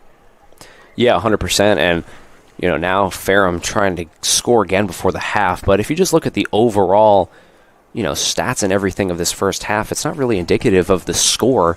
Ferrum's leading this one by 17, but, for total yards and everything like that, Averett right there with them, only down by 3 in first downs. And, obviously Ferrum's been dominating on the ground, but the Cougars not that far behind statistically. It's just like you've been talking about, the penalties, the fumble down there on the goal line, etc. So first down and 10 here. Let's see how aggressive Ferrum is. They're going to run it. It's going to be a pickup of 4.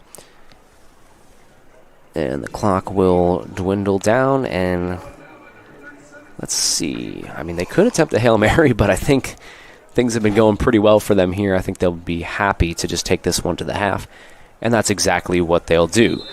Ferrum leads this one 20-3 at halftime at Daly Field at Frank R. Campbell Stadium, and the Cougars in a hole. Panthers will be starting with the ball in the second half, and we will take a break. Don't go anywhere. We'll be right back with you following the halftime after the break.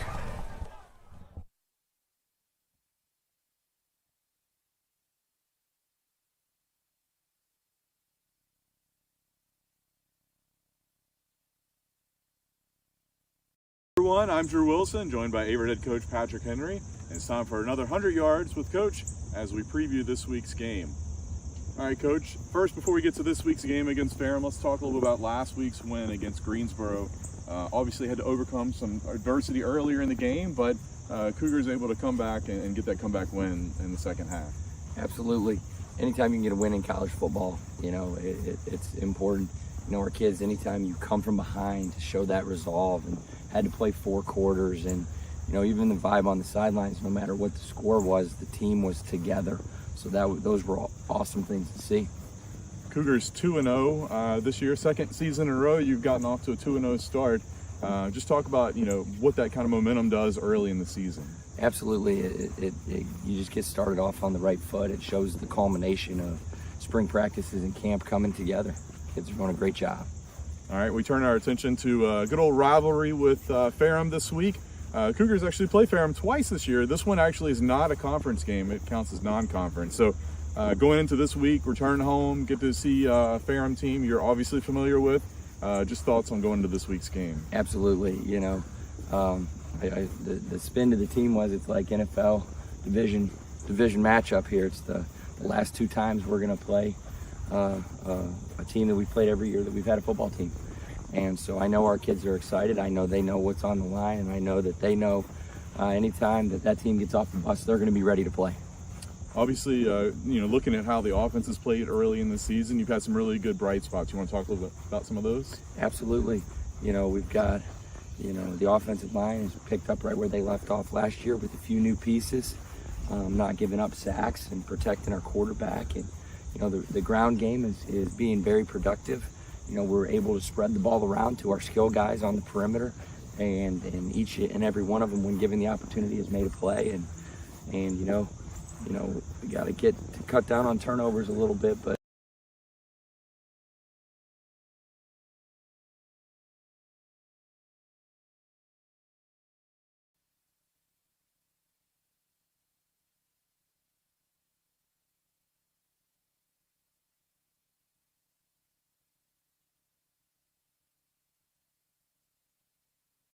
Averett because of the family surroundings and the people here.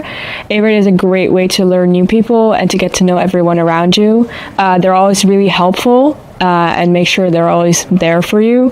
And so that's why I chose to stay, and I chose Averett. And obviously because of my coach, Coach Burt, he's a great guy, and made sure that the friendly atmosphere transferred.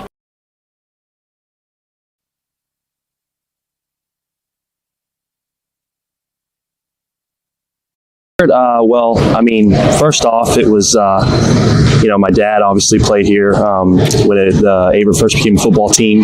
So that had a lot to do, being able to be around people that I care about, be around people that I was familiar with. And, also, I was originally born here. So, this place always felt like home to me.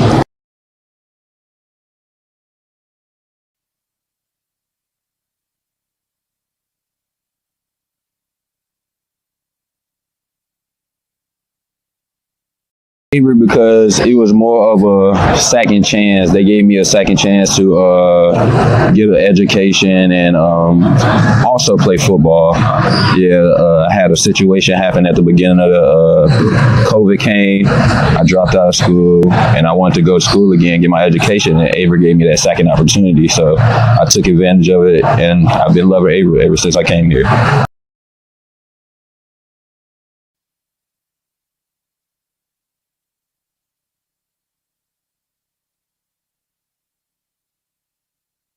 Averett was to continue my athletic career, but also the cultural change.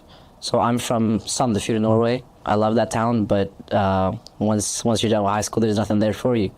So going to the other side of the world and experiencing a new culture was very exciting.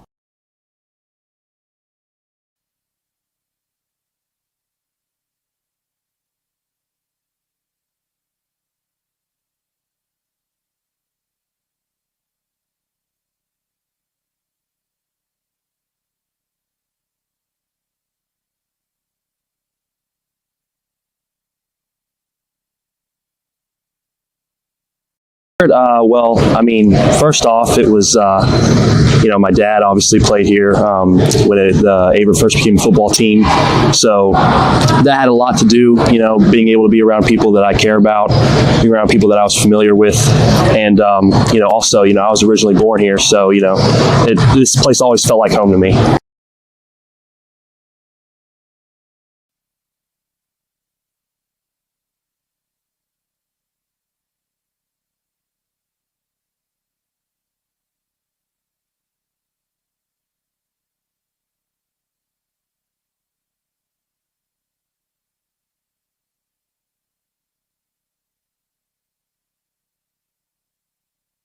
Averett was to continue my athletic career, but also the cultural change. So I'm from Danville, Norway. I love that town, but once you're done with high school, there's nothing there for you. So going to the other side of the world and experiencing a new culture was very exciting.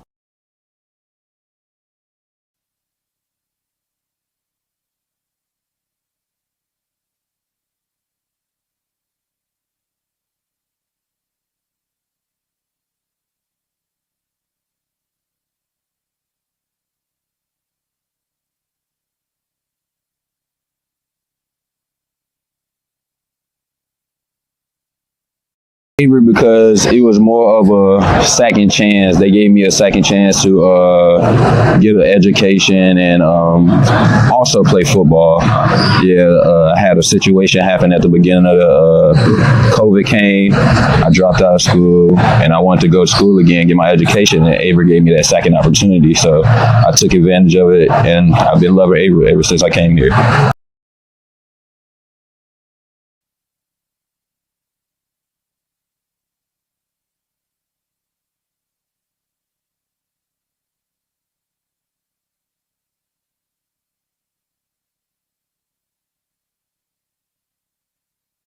Because it was more of a second chance. They gave me a second chance to get an education and also play football. I had a situation happen at the beginning of the COVID came. I dropped out of school and I wanted to go to school again, get my education, and Averett gave me that second opportunity. So I took advantage of it, and I've been loving Averett ever since I came here.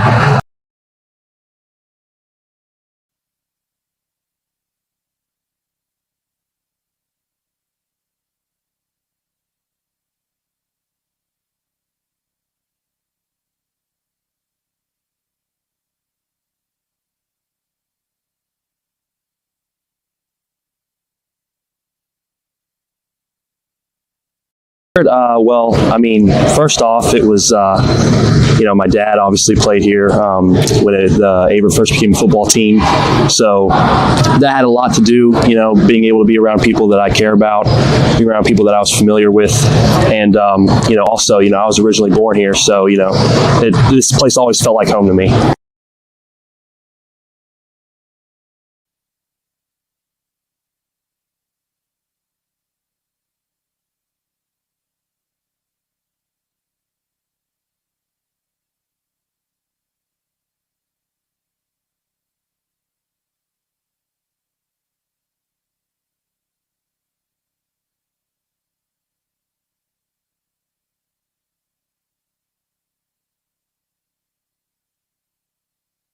Because it was more of a second chance. They gave me a second chance to get an education and also play football. I had a situation happen at the beginning of the COVID came. I dropped out of school and I wanted to go to school again, get my education, and Averett gave me that second opportunity. So I took advantage of it, and I've been loving Averett ever since I came here.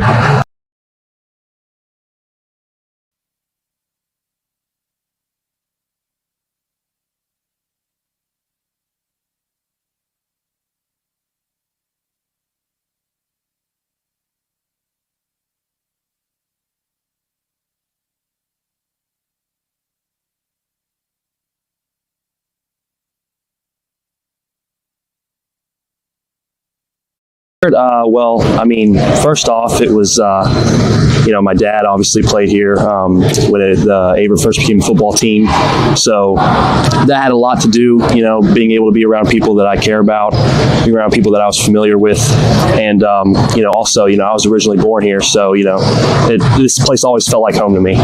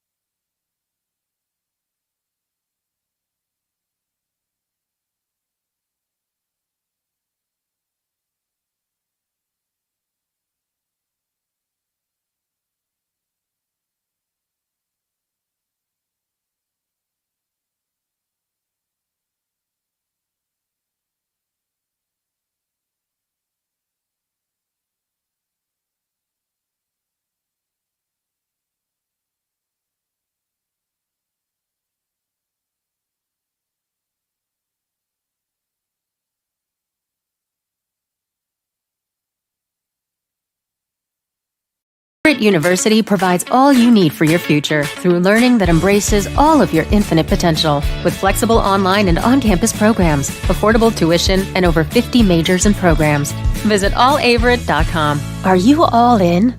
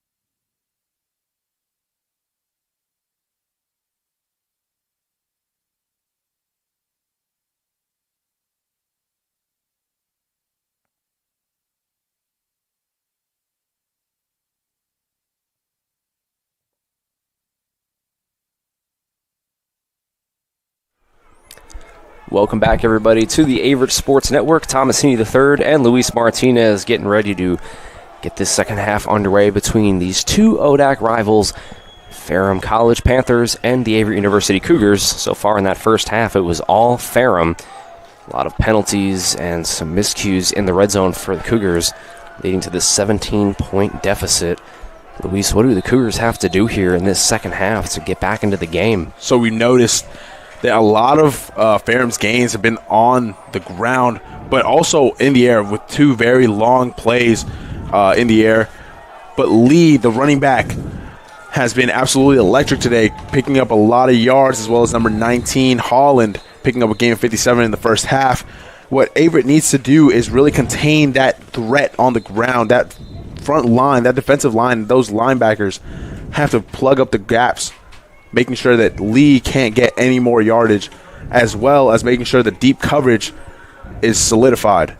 Yeah, and you talk about Lee, Jalen Lee, 10 carries for 47 yards and a touchdown in that first half. And he also caught a ball for 6 yards. So he's been big, but also obviously Zach Wyatt, 11 attempts, only 1 incompletion. He's got a 90% completion percentage and 170 yards and a touchdown. Only been sacked once. So Averett really has to come out here in this first drive and set the tempo.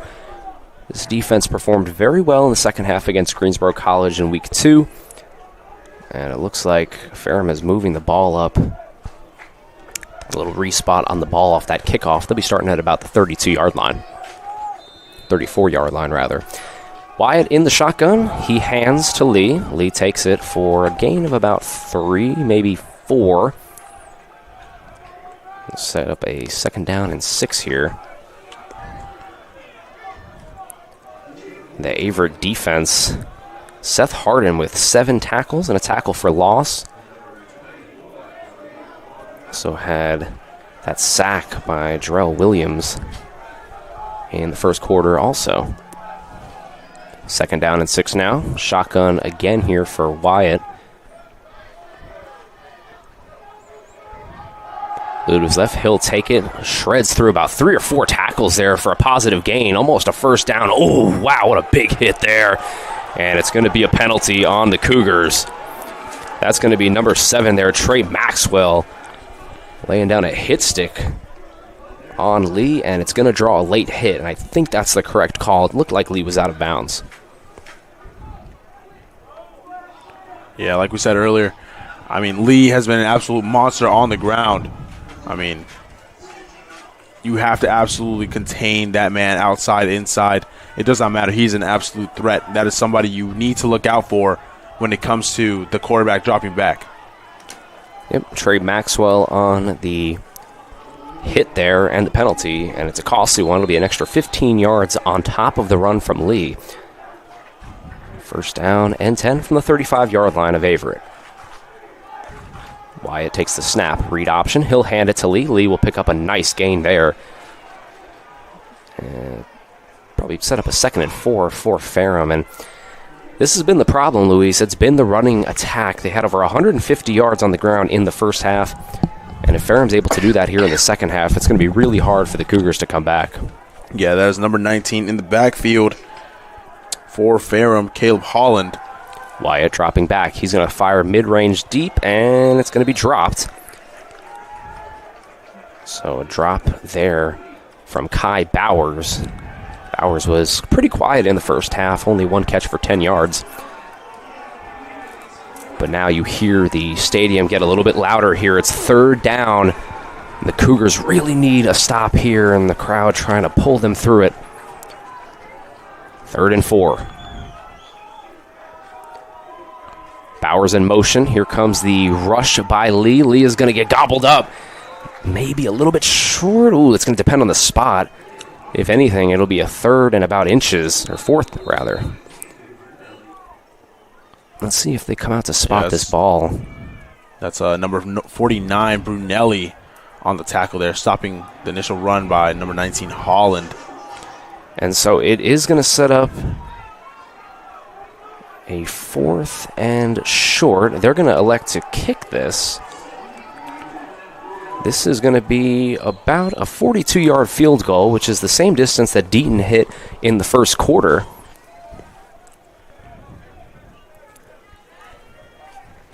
Interesting call here by Ferrum. You're so used to seeing the modern-day football, these 4th down and 1s and inches, especially in enemy territory. Normally, the coach will elect to go for it, and first-year head coach Sherman will hand it to his big-legged kicker. And a timeout by the Panthers. So maybe they'll think about this here.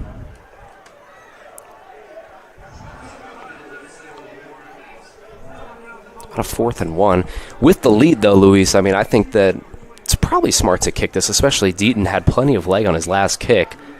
But what would you do here? I mean, this is interesting. Yeah, you have to trust a kicker just like Deaton. I mean, he is absolutely lights out. He does have a boot of a leg. He can send it right through the very accurate kicker indeed. But Ferrum is very close to that first down. I mean, just a couple, maybe a yard or two, maybe a couple inches. And like we mentioned earlier, that run game of the Panthers has been absolutely insane. As I believe Holland is in the backfield along with Wyatt now. They're going to go for it. This is interesting as the crowd gets loud here at Daly Field. Cougars really on the brink here, really needing a stop. 4th and inches here. Ferrum had the field goal unit out. Now they'll go for it. Here comes the run. Tries to get it, and I think he does. First down, Panthers. A gutsy call there from the first-year head coach, Coach Kevin Sherman. Yeah, that took a lot of bravery, a lot of risk. But, I mean, the risk completely paid off. They are in great scoring position right here. Here comes the read option. This one's going to be kept by Wyatt. He's going to lay a shoulder. Ball is loose on the ground, and it's going to roll out of bounds. Oh, man, so close there for the Cougars. That's now 2 fumbles by Ferrum that they have recovered. That is very lucky for Wyatt. I mean, that fumble on that run just punched out by the Averett defender. Could have been recovered, but luckily went out of bounds. Maintained in possession of Ferrum. 2nd down and 3 here. More motion. This one is going to be handed off to the wide receiver, and he's going to go nowhere.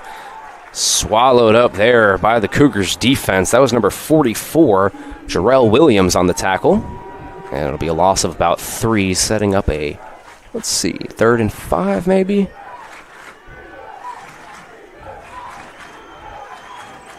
Cougars defense really needs to get off of the field here. This is becoming a long drive, and when you're down 17, you got to get the ball back to the offense. 3rd and 5. Wyatt drops back to pass, has a wide open receiver, but it's dropped. Big break there for Averett, as that one was dropped by Aguilar. Aguilar had the 57-yard touchdown pass in the first half, but right there, that one just goes right through his mitts. Yeah, I mean, that is a textbook catch right there. I mean, he went in for the 5-yard comeback, caught it, looked at this quarterback Wyatt, had it in his gloves, just couldn't quite bring it down, just immediately hits the floor. So now Deaton on to attempt a 35-yard field goal to put Ferrum up by 20. Good snap, good hold, and this one is good. Ferrum leads it now 23-3 on a successful first drive coming out of the second half. The Cougars getting the ball back with just a touch under 12 minutes to go in the third quarter. We'll be right back after the break.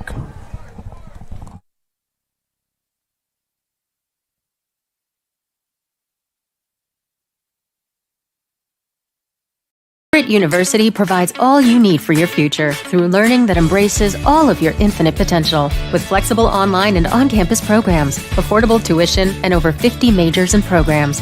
Visit allaverett.com. Are you all in?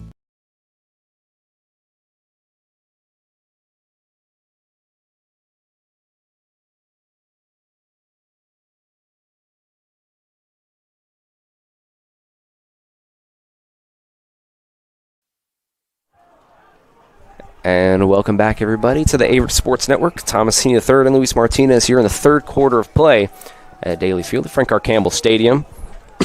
This one has been all Ferrum so far, as Nick Andrews will take the kickoff return back, fighting for extra yards, and he gets a little bit past the 20-yard line to the 24.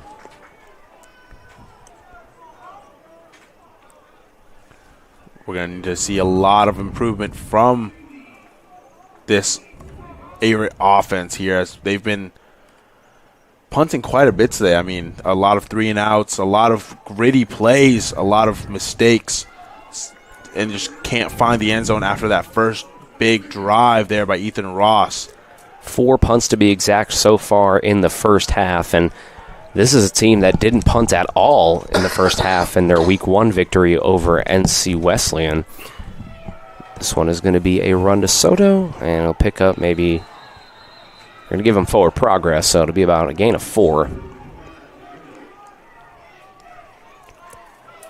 But yeah, I mean, we saw some explosive plays. Obviously, the 50-yard reception by Owens on the first play of the game from Ross, and Nick Andrews, 2 catches for 31 yards as well. But the running game hasn't really been there. Soto 6 carries for 19 yards, just averaging 3 yards a carry. And they've kept Ross in control as well in the pocket, containing him. Second down here, tries to bounce it out to the left side, but again, nothing really doing there. Set up a third down and about 3. And this is third down is where you need to convert. The Cougars have had a lot of struggle today on third down, not really completing passes, not really getting much yardage on runs. Watch Testerman there on the bottom of your screen. Looks like he's got a couple of blockers there if they want to set up a screen. Instead, they'll run it. Soto trying to bounce it out to the left, and this one's going to be really close, and a flag comes down, and Testerman with his hands out. I think he had enough for the first down, but obviously this is pending the penalty. This may be a holding on the Cougars. That's what it seems like. Let's see what the call is there. It's going to be a face mask, so no holding there on the third down and 1. It'll be a face mask against the Ferrum Panthers. The Cougars will benefit with 15 extra yards there. Yeah, so the Cougars will get a flag finally in their favor after dealing with a lot of flags against them today. You get the feeling here, Luis, obviously big crowd today here at Daly Field and the Cougar faithful coming out at large, but Averett really hasn't had a big explosive play since the first play of the game, that 50-yard reception, and the Cougars really need something to happen here. Here comes Testerman, a couple of blockers ahead of him, lays a shoulder down and picks up the first down. That's a big man with the football there, Trevor Testerman. Yeah, now that is a very big football player. And it looks, they're calling him short. Let's see here. Seems like there can be there's an injury. Yeah, there's an injury out on the field around the 45-yard line. We're going to step aside and take a quick break.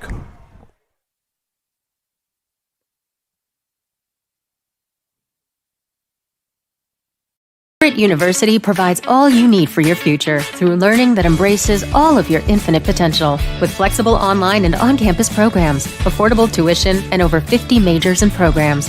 Visit allaverett.com. Are you all in?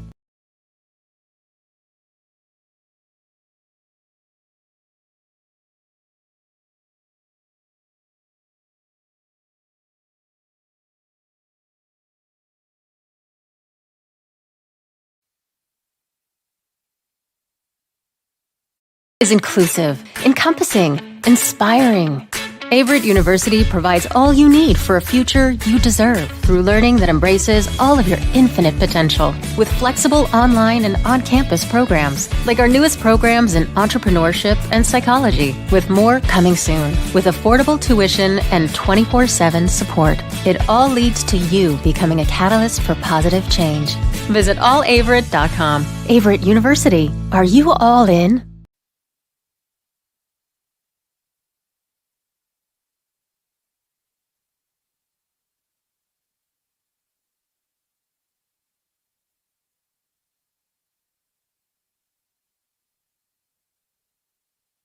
Nova Health has the heart care you need to stay healthy. As a Duke Health affiliate in heart care, they are backed by the latest Duke guidelines and research. Strong safety of the Panthers was down for quite a bit, but picked up there by the training staff. And if you can see on our screen here, he's walking off on his own power. That's really good to see. Testerman laid a shoulder into him and a few other Panther defenders, but they said that he stepped out just a couple of yards short. I don't really agree with that call. I thought he stayed in, but still very manageable second down and short here. Ross and Soto in the backfield. Testerman out wide. Here comes the throw. They're going to go deep, and a little miscommunication there as they were trying to find receiver downfield, but it falls incomplete. That was Owens again. Yeah, Ross trying to quickly pounce on the fact that Owens had a one-on-one matchup. Yeah. But like we've seen earlier, the free safety up high will show inside, will show very low, and then randomly jump outside to that one-on-one matchup. Yep, third down and short here, and you got to imagine this is 4-down territory, but it won't matter as Soto runs it up and in for the first down. Looks like, yeah, they're going to spot that. Just got in there. That'll move the chains.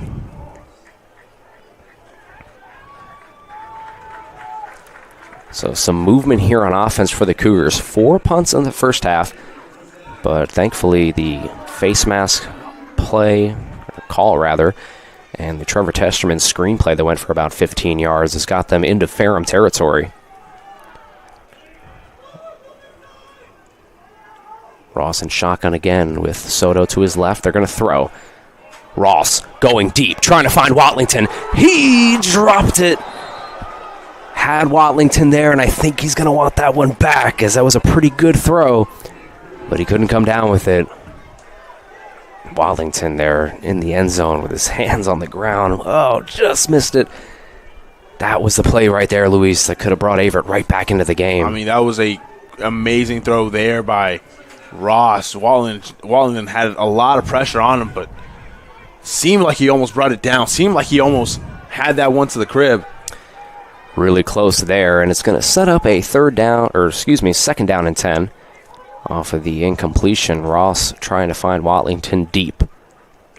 2nd and 10 here. Soto takes it for a gain of about 3, and it'll set up a 3rd and 7. Obviously, 4-down territory here at this point in the game, down 20. So the play call here should be interesting. You could even see them do a draw play or a screen to maybe set up a 4th and manageable.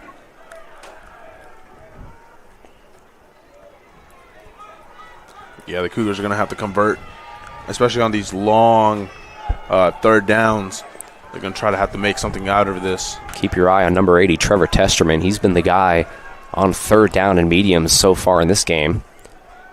Here comes the read option. Ross is going to keep it, and he's going to run all the way down to the 25, still on his feet as he picks up the first down.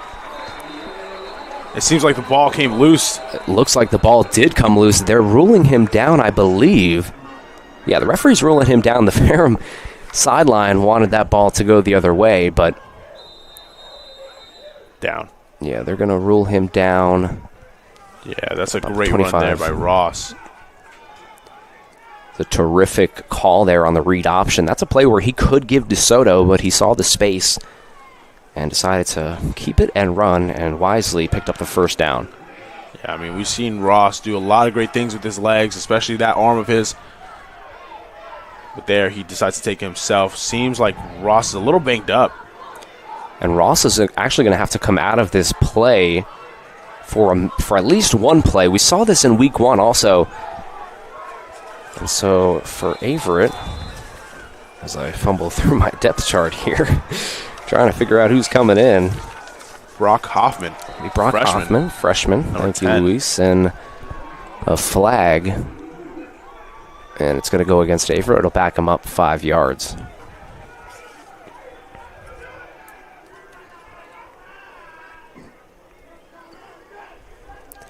So we saw Hoffman come in against NC Wesleyan in week 1 for a play after Ethan Ross was shaken up. And you see him out there now. Chesapeake, Virginia freshman out on the field. 1st down and 15 following the false start. Takes the snap. He's going to give to Soto. Soto bounces out to the right, tries to stay on his feet, but he's wrestled down there.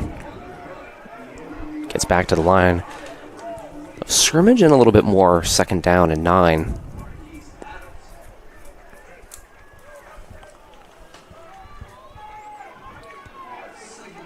There's got to be a lot of trust in the freshman, Hoffman. I mean, a freshman coming into a game like this, a lot of pressure. Let's see how he adapts. Well, your play calling also gets a little bit different, and oh my goodness, that was some miscommunication there as Hoffman looked like he tried to give it to Soto but couldn't, and this is very interesting. Obviously, Ross coming out at this point in the game when you're driving is pretty tough. Hoffman's going to have to make a throw here on 3rd and 7.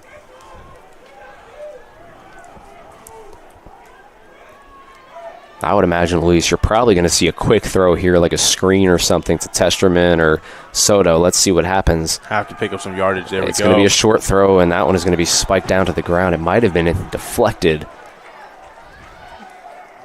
And now it's decision time. I mean, I don't know really how much a field goal helps you here, but looks like they're going to bring out the field goal unit. Yeah, that's a very tough start for the freshman Hoffman. Stepping into a lot of pressure, obviously. A very good drive there by Ross. Hoffman trying to step in and kind of settle it up. This will be about a 40-yard field goal. Ravacek here, and somebody's running all the way out onto the field here trying to get in late. And let's see, this is either going to be a delay of game or Averett's going to have to burn a timeout. And Averett is going to have to burn a timeout, and that's brutal here down the stretch when you're trying to mount a comeback. Trying to avoid that extra 5 yards and make that field goal a little bit tougher. So Averett's offense stalls out here, and obviously Brock Hoffman coming in a really tough spot here for the freshman trying to mount this comeback. Ross left the game with an injury. Obviously, hopefully he'll come back, but that's still yet to be determined. Yeah, as you saw that they were trying to get a field goal kicked off right there, but they had to use a timeout to avoid a delay game. Yeah, this is interesting, Luis. I mean, this is no chip shot field goal, and I mean, even if this is good, it'll still only make it a 20-point game, or 17-point game rather, and that's still a 3-score deficit. So, interesting play call here. They're going to elect to kick, and it'll be about from 40 yards. Good snap, good hold, and the kick is right. No good. No good. Yeah, wide left.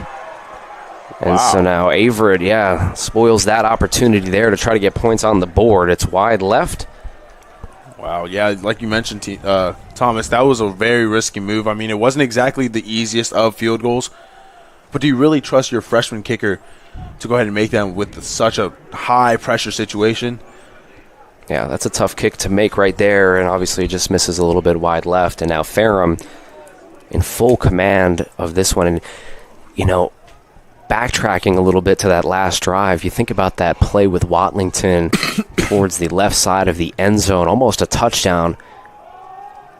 As this run here is going to pick up a few, but Watlington was that close to catching that one for a touchdown for Averett. Would have been their first touchdown of the night and would have made it a 13-point game.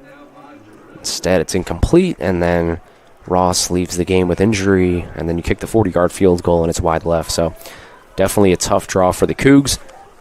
So they got just under 7 minutes to go here in the third. This read option is, that's going to be a tough hit. Oh, my goodness. Oof. What a play there from Zach Wyatt, laying a shoulder out on the defender. That is an insane hit there by Wyatt. I mean, you don't expect the quarterback to go out there and lay the boom like that. And now we're going to have an injury for Averett on that play, so we are going to step aside. Hopefully everything's all right down there on the field.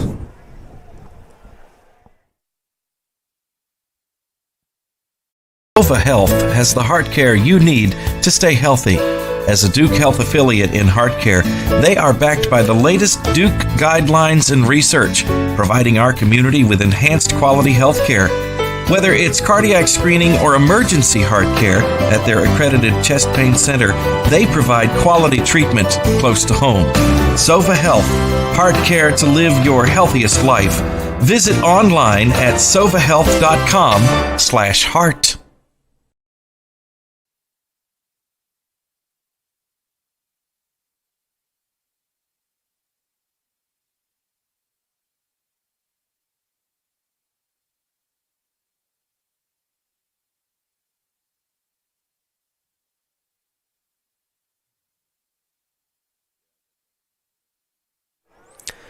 That was Seth Harden on the wrong end of that hit. Injured but able to walk off of the field. Thankfully, Harden led the Cougars, is leading the Cougars in tackles for this game with 8 total. Couldn't make that tackle there. Was injured on the play, and now Wyatt is back to throwing. Here's a deep ball all the way down the field and incomplete. Trying to go for the home run ball there. Yeah, that is a crazy throw there by Wyatt. I mean, he saw the receiver. He read it perfectly. Just a little bit overthrown. Maybe throws a bit earlier. Finds him in stride. Takes it to the house.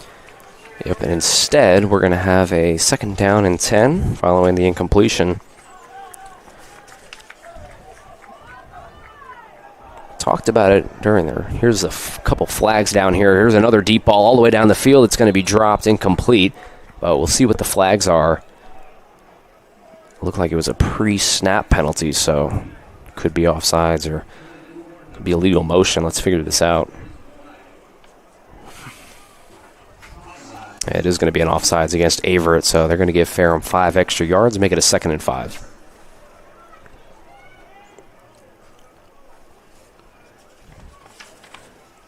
We were talking about it during the pregame like I was talking about, and Averett 5-1 in their last 6 games against Ferrum.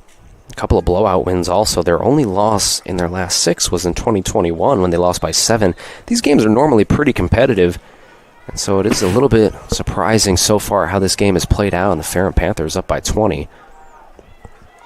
Yeah, the Cougars not exactly being able to adapt so far to this kind of run game or this this air raid kind of offense. It just hasn't been all Averett today. Yeah, I mean, it's been a pretty good balance of pass and run, 170 yards through the air for Wyatt, and then as a group, 180 yards on the ground for Ferrum. So 3rd down and about 5. Cougars really desperately needing to get off of the field here. Let's see if they can do it. Wyatt in the shotgun. He's got Lee to his left. Takes the snap, looking deep. He's going to go deep. He's going for the home run ball all the way down the field and caught.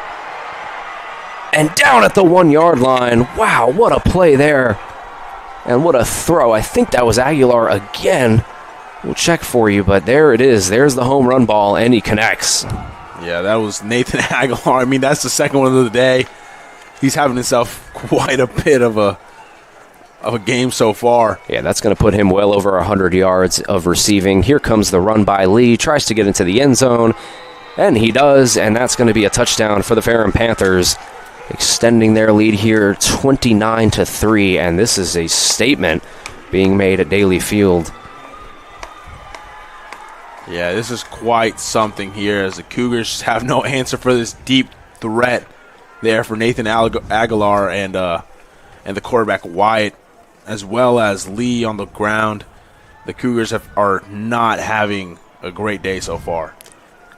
Both of these teams defeated NC Wesleyan in earlier weeks, as this kick is going to be blocked. Extra point is blocked. Ball is up, batted around, and it'll fall harmlessly to the ground, so no extra point there. But I think Ferrum will take the touchdown. 29-3 here as Aguilar 5 catches now for $141 and a touchdown, averaging over 28 yards a reception.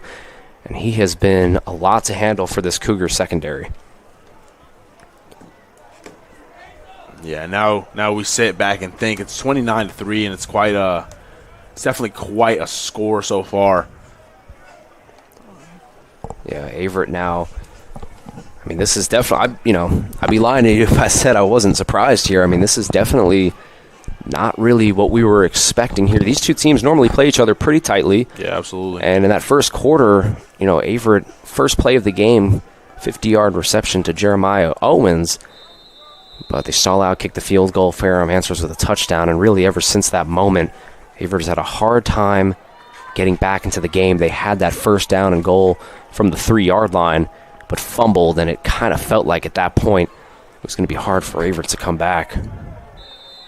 Andrews with a fair catch there about the 5, and the Cougars will start at the 25-yard line. Yeah, no, you have to think, are the Cougars ready to put some points on the board to kind of put themselves back into this game? Because it's not impossible. Yeah. 100% it's not impossible. There's still a lot of game left. but they just have to convert on those third downs, those third down longs, those second downs.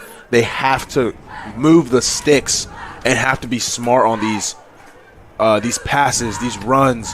And it seems like there's a new quarterback back there, number 13. Oh boy, Luis, we're gonna have to go into our depth chart here. So we'll take a look. We'll find it out. Cougars now, obviously Ross out of the game, and we'll get I guess this is now the third string quarterback for the Cougars as Hoffman came in. Here's a run with Watlington. Shaheem Watlington there picks up about a yard, second down and 9.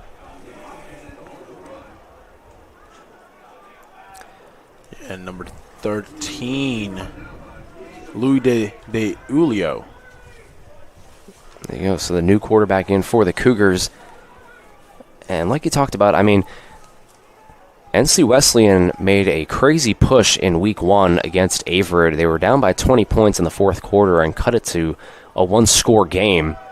Here comes the run. Big, tough run there all the way down. Yeah, that's a good run they need right there. That's a very powerful down the field. I mean, putting your shoulder down to somebody, that is exactly what the Cougars want right now. I love watching Shy Watlington run the football. I mean, that's a big man rumbling down there, laying a shoulder out and picking up the first down. But, I mean, if Averett's able to score here, make it a 19-point game, nothing's impossible in the fourth quarter. This offense has been explosive. Speaking of explosive, here's a deep ball all the way down the field, and it'll fall incomplete. Watlington was the intended receiver on that one. Couple quarterback changes here as we saw Hoffman, now de Julio. We're just going to have to see how this offense reacts to these type of changes. Yeah, I mean, we've seen running back changes here. No more Soto. Obviously, Shy Watlington in the backfield now, and de Julio now back under center. Testerman one-on-one coverage on the bottom of your screen. Let's see if they test him there. No, they're going to wisely drop back. Here's a flag. It's going to be a free play. And he's going to take a big hit there from a couple of Panthers, but it won't matter. It'll be an offsides.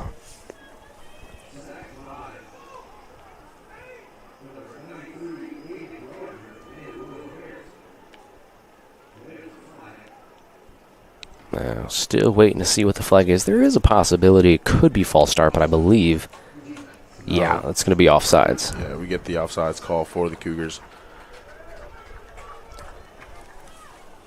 3 minutes and 31 seconds left to go in the third quarter of play, and a very shocked crowd here at Daly Field. And the Cougars finding themselves down by 26 points to their rival Ferrum. Yeah, and like we mentioned earlier at the beginning of this matchup, this is something that we need to see. Here's Shy Watlington again, just not refusing to go down. The ball is on the ground, though. It's a fumble.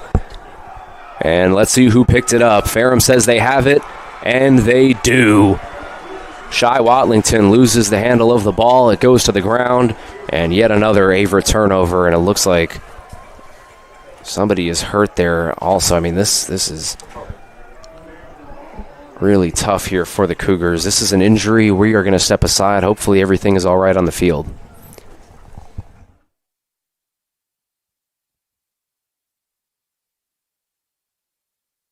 Nova Health has the heart care you need to stay healthy. As a Duke Health affiliate in heart care, they are backed by the latest Duke guidelines and research, providing our community with enhanced quality health care. Whether it's cardiac screening or emergency heart care at their accredited chest pain center, they provide quality treatment close to home. Sova Health, heart care to live.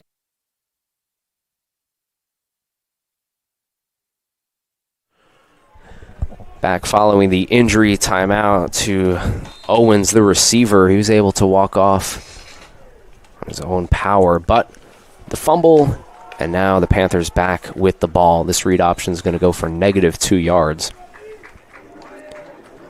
And just a stunning performance. I mean, obviously, Cougars have had a few mishaps, but you got to give credit to this Ferrum defense forcing a few fumbles in this game. The turnovers have been the difference, holding this explosive Cougars offense to just 3 points on their home field here tonight. Yeah, this rivalry has been long awaited this whole week. I mean, it's been the talk of the campus, the town. Yeah. It's something that we've really been looking forward to, seeing this type of matchup so far. 29-3 is not something anybody was coming back here to expect. Like we mentioned before, it's been a very good matchup these last couple years. Very close, very, very gritty games, very hard-working games.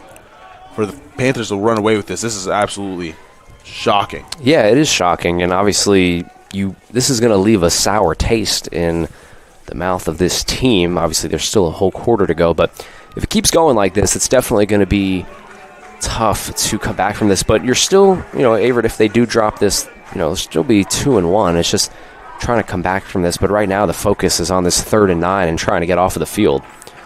Wyatt throws it, and that's going to be caught. And this is going to be really close to a first down. Let's see where the spot is. That was number 80, Marquise Woodruff there. And they are going to mark him short, about a yard or two. And Woodruff wanted to go for it there as he claps his hands in dismay, but they're going to bring out the punting unit. And so a really big stop there from the Cougars defense following the turnover.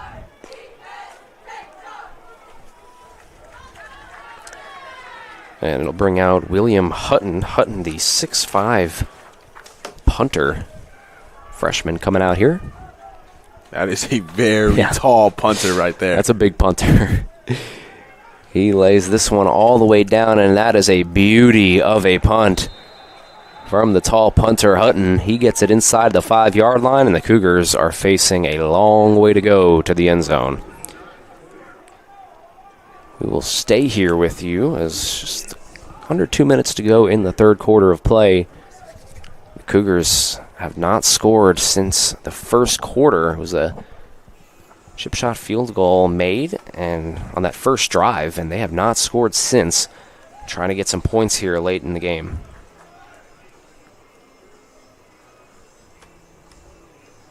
Yeah, and we're going back still.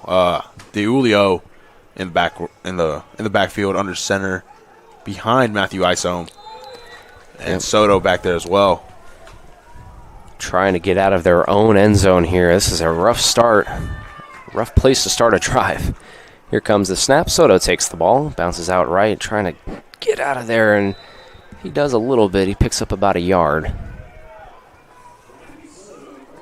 Yeah, this is definitely a very tough spot to be in anywhere on the field. I mean, backed up on your own end zone, not trying to get a safety here, but also trying to get enough yardage so where if you do end up punting it, you're not Ferrum isn't very close to your end zone. So this is critical yardage you need right here. DeUlio now under center, Soto in the backfield. Takes the snap, play action pass. He's got a deep ball. He's trying to find Watlington. He can't get him. No penalty for pass interference. There's a little bit of contact down there, but nothing doing. Yeah, that's some good coverage there on Watlington behind the Panthers. Saw a lot of green turf ahead of Watlington there, Luis, but like you said, nice defensive play. Yeah, Watlington just couldn't bring it quite down. It was really just a 50-50 ball, but it was great defensive play there. Yeah. That's number 2 for Ferrum. 3rd down and 8.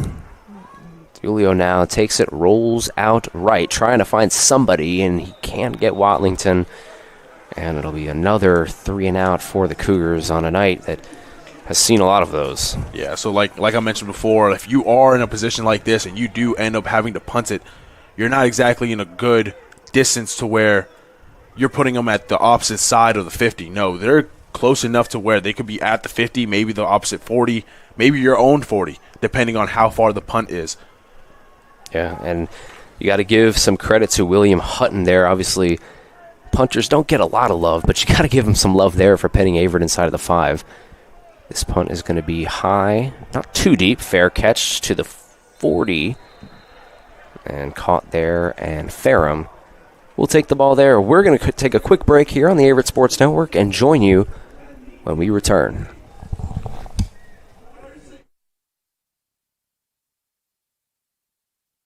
Alpha Health has the heart care you need to stay healthy. As a Duke Health affiliate in heart care, they are backed by the latest Duke guidelines and research, providing our community with enhanced quality.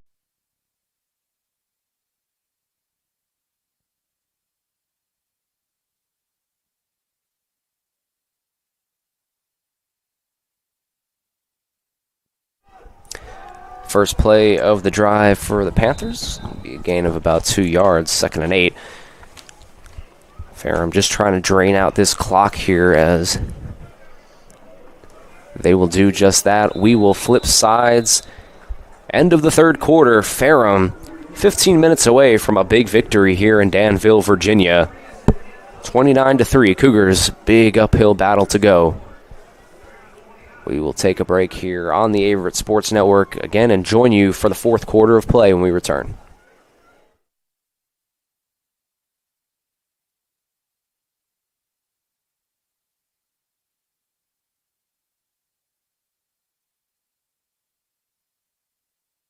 Averett University provides all you need for your future through learning that embraces all of your infinite potential. With flexible online and on-campus programs, affordable tuition, and over 50 majors and programs. Visit allaverett.com. Are you all in?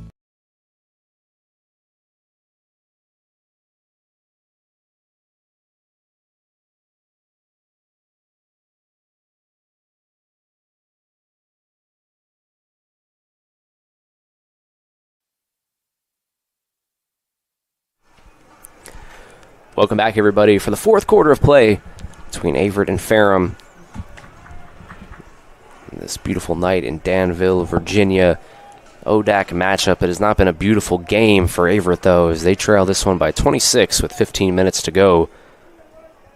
It's been some tough sledding on offense, and like you've talked about, Luis, the deep ball from Wyatt has been tough to defend. Here's another one. Here's Aguilar again. He catches that one, shrugs the defender all the way down into the end zone for a touchdown for the Ferrum Panthers. Aguilar, number 0 in white. I mean, what a player. That is two touchdowns now? 2 touchdowns now for Aguilar. And that is insane. Well over 150 yards receiving, and right on cue right there. Wyatt again on the deep ball. That one makes this one 35-3, pending the extra point. Deaton had an extra point blocked a little bit earlier in the game. But yeah, I mean, this is definitely pretty surprising here. Here comes the extra point, and the extra point is good. 36-3 Ferrum. We'll stay right here with you. Wyatt now, 13 for 17, 76% completion percentage, 268 yards and 2 touchdowns. Both of those touchdowns to Aguilar. Nathan Aguilar, 6 receptions for 177 yards and 2 touchdowns. And that has really been the difference. Obviously, Lee, 15 carries for 67 yards and 2 touchdowns. But it's been those 3 guys that have been controlling the game for the Panthers. Absolutely. I mean, those we've seen it all night, that deep ball to Aguilar. I mean, Wyatt loves that. I mean, he seems to love Aguilar deep, and Aguilar knows how to track that ball in the air, and he'll bring it down with him. It does not matter. As we're getting ready for a kickoff right here. Deaton has it on the tee, and he's ready to set it off. Just 8 seconds it took for the Panthers to strike first here in the fourth quarter of play. And this one is going to go up, and it'll be caught at about the 8-yard line. Fair catch. So Moran will call for the fair catch, and the Cougars will start at the 25. And let's take a look and see Averett's formations and subs here, because obviously now 33-point deficit going into the fourth quarter. You don't want to risk any injuries to any starters or anything, and now this becomes a thing of how aggressive is Coach Henry with pulling the starters. Soto will come back out there, and Testerman. So Averett starters still out there on the field to start the fourth quarter of play.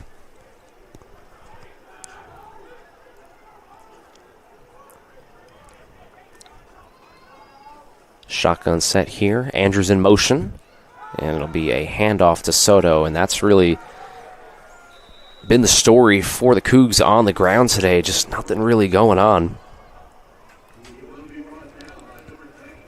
Yeah, so we've seen the absence of the original starting quarterback, number 2, Ethan Ross, as he went out earlier in this third quarter. Yeah, when he left the game, Averett was driving, and they were a touchdown away from making it a 13-point game. But like you said, when he went out with the injury, so we got press coverage down there on the bottom on Watlington. Let's see if the Cougars take advantage. He's looking there, but it's good coverage. Rolling out, trying to find somebody. Throws it up for grabs, and nice defensive play there. But a penalty. Yeah, defensive PI. Probably held him in the back while running downfield. Yep, looked like he had a grab on the wide receiver there, Andrews. And it will be a defensive pass interference. But like we were talking about, I mean, obviously when Ross went out of the game, it just kind of felt the air come out of this place, stadium, when he came out. And Averett goes, 1, 2, 3 and out, and then misses the 40-yard field goal. And then ever since then, Ferrum's really just laid the hammer down. Yeah, it's definitely been rough since the absence of Ross, but trying to adapt, obviously, having to adapt to situations, having to overcome a lot of adversity here tonight.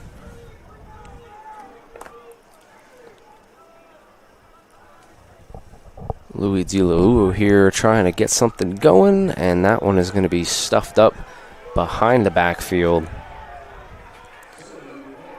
Soto, tough sledding.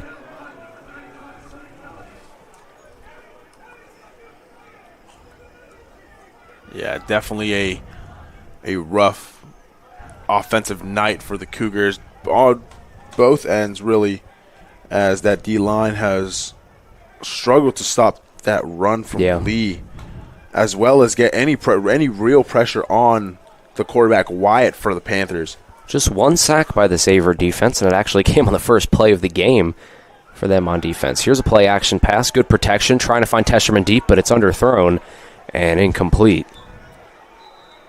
Testerman had some separation there against the defense, but pass lands a little bit short.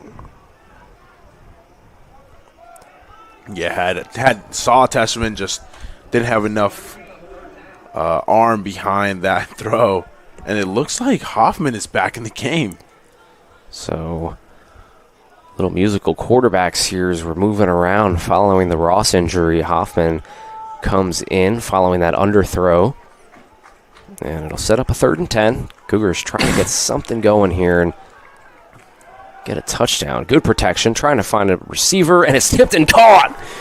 There's a little something here for the Cougars. That's going to be Owens picking up the first down off of the deflection. Yeah, we'd be lying to you if we said that was perfectly planned, that was in the playbook. No.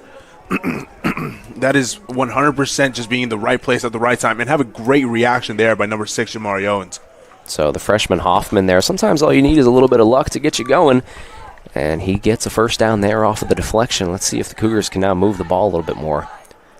First down and 10. He's going to throw. It's a jailbreak, but it's going to be a screen to Testerman. Testerman has a few blockers ahead of him. Spin moves, tries to get past.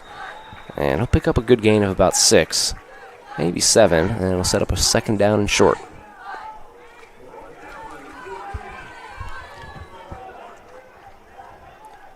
Hoffman now getting his feet under him. A nice throw there to Testerman. This game obviously out of reach, but these possessions matter a lot, and especially trying to get some momentum into the next week. Here comes the run. This is a good one here by Soto, moving all the way down to the goal line for a touchdown. There's the Cougars offense. Yeah, there's the Alaskan assassin. I mean, sneaky, very evasive, moving around those type of tackles, breaking 2 tackles on that play right there, getting to the end zone. Very good run there by Soto. Soto slippery as he moved past the defense of Ferrum. The Cougars get on the board here. This extra point pending. Try to make it 36-10 now, but that's exactly what I'm talking about right there, Luis. It's been a tough day on the ground, but one big run there, and now you get a touchdown, and Soto probably getting close to about 70 yards. The extra point is good. And the Cougars cut the lead now down 36-10 with 12:09 left remaining in the 4th quarter of play. Nice play there. Good job here. Also sticking with the run, down by a lot now. Soto's, 76 yards on the ground, and his average just off of that run goes from 2.8 per carry to about 5. That 33-yard rush attempt for the touchdown. Yeah, that's something you definitely need. We definitely needed to see that out of Averett to kind of put themselves back into this game. So we'll see how the momentum kind of shifts after that great run there by Soto, hoping that the defense works off of that energy, gets a stop here. But that Ferrum offense has been absolutely lights out all day. Yeah, and like you said, trying to get a stop here. 36-10 is a pretty big mountain to climb. But this game, this rivalry game, every second matters as the kickoff will be returned to about the 25-yard line. Don't think for a second that any of these players are going to be taking their foot off of the gas as Averett tries to make this one a little bit more competitive down the stretch with about 12 minutes to go. Ferrum now huddling up, and we'll see Zach Wyatt take the field again, and it's been him, Aguilar, and Jalen Lee. That big three has been a lot to handle for this Cougars defense so far tonight.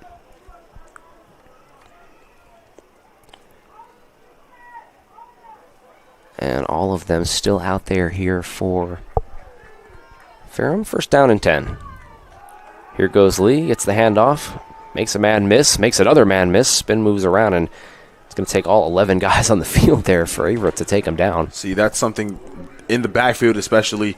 If you're going to rush Lee, you have to bring down the backfield. It can't be a whiff, as he just broke 2 tackles right there just in the backfield. That is very critical for Averett. Can't be missing those type of tackles.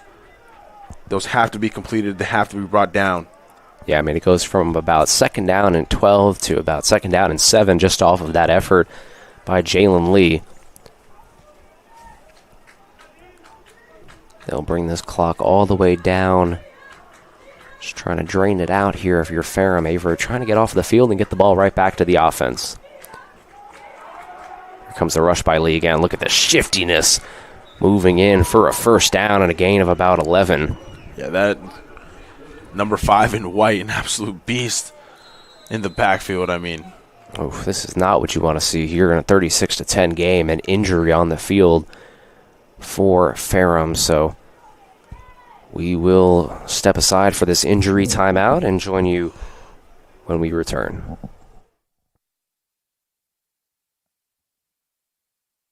Averett University provides all you need for your future through learning that embraces all of your infinite potential. With flexible online and on-campus programs, affordable tuition, and over 50 majors and programs. Visit allaverett.com. Are you all in?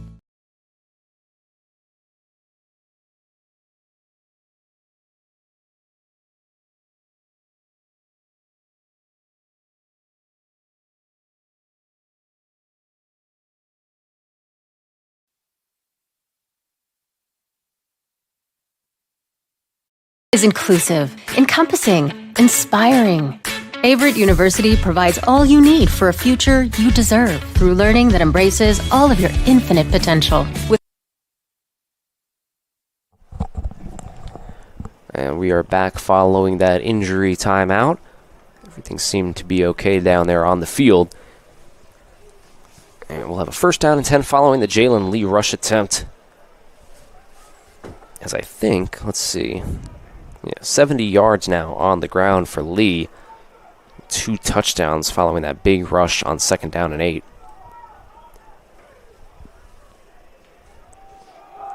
Here comes another rush, and that's going to be a fumble. Ball is loose, and again, the Panthers fall on it. That is 3 fumbles now, Luis. The Cougars haven't been able to pick up any of them. Yeah, that is just a really lucky bounce off of that fumble. Comes right back to the Panthers, so they get to see another couple downs. Yeah, it's been that kind of night for the Cougars. Sometimes everything that can go wrong will go wrong, and the ball has just not been bouncing their way. You see it there again. Set up a second down and long, though. Wyatt and Lee in the backfield with 3 receivers. Excuse me, that's not Lee. That's the backup running back there as he moves it in for a gain of about 1, maybe 2. Holland has been very active as well. 18, now 11 carries for 72 yards. Broke off that 52-yard run at the end of the first half that we were watching and just showcased the speed. He's out there again on 3rd and 11.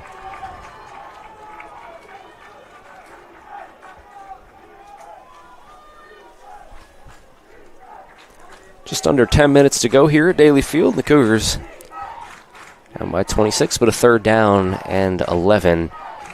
Trying to get the ball right back. Shotgun snap, play action. Wyatt rolls out right, trying to go deep, and he's... Let's see, and the referees are going to say incomplete. That is going to be incomplete. So 4th down now. The Cougars get a nice stop.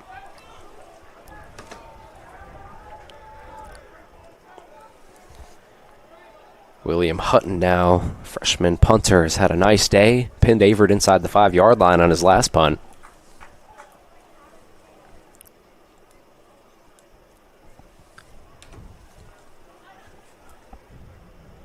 Hoping for a big return here by number 12, Moran. Cougars sending the dogs, it looks like, trying to block this thing. Everybody's up for Averett. Trying to get in there. They can't. That's going to be a pretty rough punt there from Hutton. It'll land about, let's see where the referee goes. Should be around the 30. Somewhere like that. Cougars now getting back onto offense following that last possession where they scored a touchdown, trying to repeat that same effort. Gabby Soto is kind of feel really good for Gabby to get that touchdown, that long run, because it's been tough sledding. He's averaging about 2.5 a carry before that, and now he's back over 5. And he and the offense, Hoffman, will come out here. Andrews in motion. And Hoffman will give to Watlington there. Shy Watlington into the game. So he'll chug down there for a gain of about 7.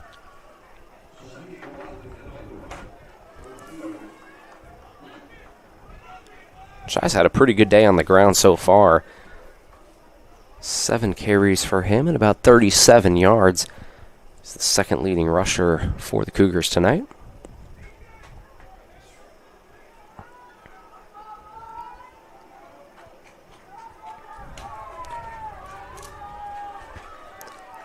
Hoffman takes the snap, finds Andrews. Andrews trying to make a man miss, and he's going to be wrapped up there. Nice tackle from the Panthers.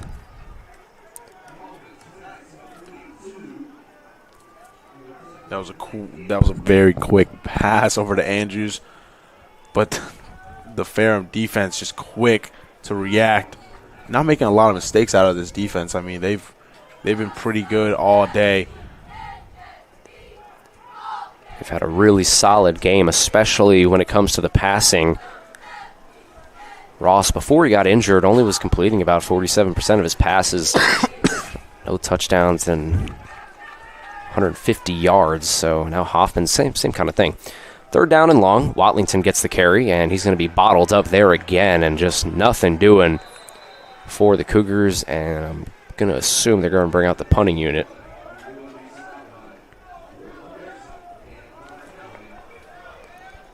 And that is exactly what they're going to do. So 7 minutes and counting here at Daly Field, and the Cougars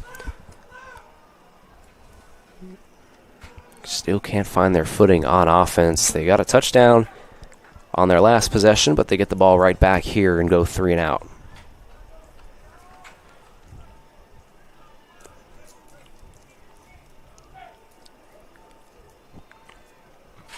Here comes the punt, and it's a good one way up there in the sky. Let's see if they can get down there, and they can. It's going to roll into the back of the end zone for a touchback. So here comes Ferrum's offense, and it has been a good night for them. Wyatt and Aguilar and all of the other names that we have talked about countless times tonight. And they're about 7 minutes away from leaving here with a big win over our Cougars. This rivalry game.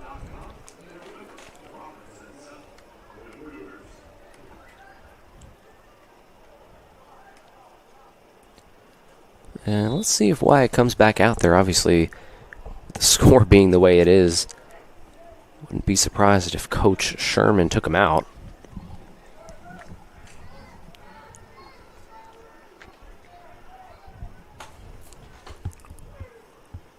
Receiver in motion here, as that's a really bad snap. Ball is picked up, though,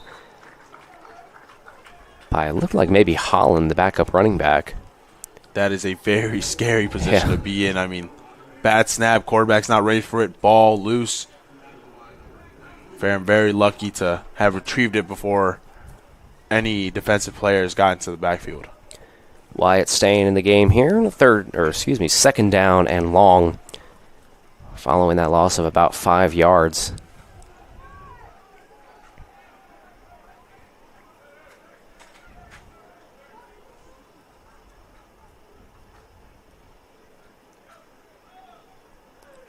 Wyatt shotgun here. Fakes the handoff. He's going to be throwing. He's got a receiver caught. And Averett going to bring everybody to the ball to try to make that tackle. Looked like maybe Woodruff was on the receiving end of that. And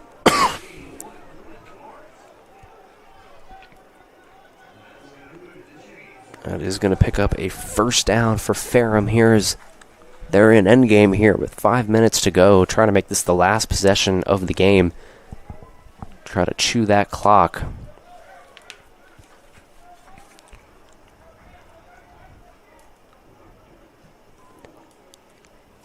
Wyatt in shotgun here. Receivers, 2 of them to the left, 1 to the right. Running back in the backfield to his left. Takes the snap. He's going to hand it off, and a bit of a scuffle there after the play. Yeah, he's going to pick up a yard, but we haven't really seen a lot of that, Luis, and normally in these Ferrum Averett games, if you are a regular watcher, that chippiness comes out, and we'll see how this end of the game goes. This is a high-profile game, so both teams want to win. Both teams want to come out here and show out why one team is better than the other. So there's going to be high intensity out of both of these teams. Yep, especially now, it's just 5 minutes to go, and emotions high, especially for Averett not going the way they want. Here's a big run all the way down past the 50-yard line, and Ferrum putting a cherry on top of this one. As that was Holland again, and this two-headed monster, Holland now over 80 yards, Lee with over 80 yards and 2 touchdowns. That really, we talk about the deep ball and stuff like that, and Aguilar, but if you can't stop the run, that's really been Averett's bugaboo so far.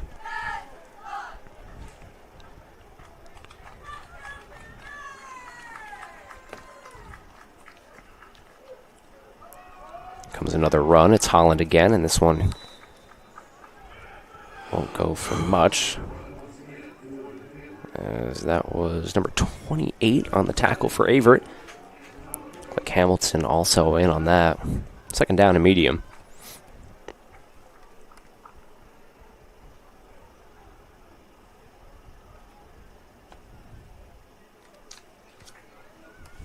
Seems like Ferrum trying to run down as much clock as they have left. 3:10 left as it's kind of winding down. Ideally for them here, this would be the last possession. Try to bring this clock down.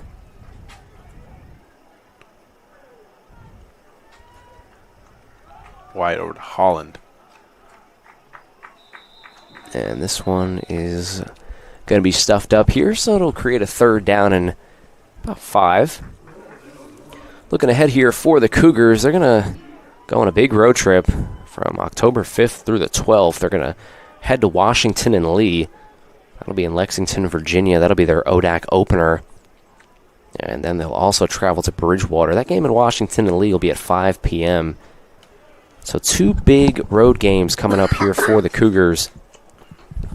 Following this game, they're obviously going to drop to 2-1 with this home loss to Ferrum with about 2 minutes and 12 seconds left. But as you look ahead here, Luis says this run on third down is going to go for much. There's a couple flags.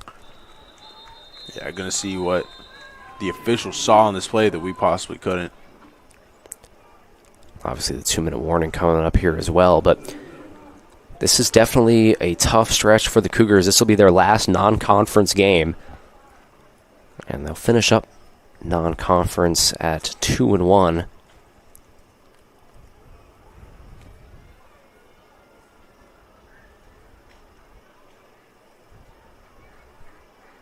Excuse me, this is a conference game. I don't know what I'm talking about. Ferrum in the ODAC, but they'll head to Washington and Lee next week.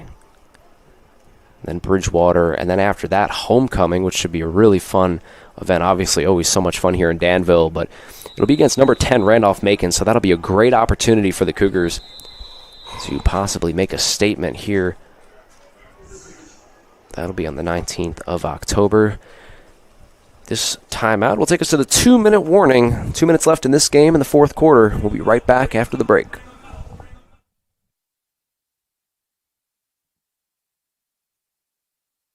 Is inclusive, encompassing, inspiring. Averett University provides all you need for a future you deserve through learning that embraces all of your infinite potential with flexible online and on-campus programs like our newest programs in entrepreneurship and psychology, with more coming soon, with affordable tuition and 24/7 support. It all leads to you becoming a catalyst for positive change. Visit allaverett.com. Averett University. Are you all in?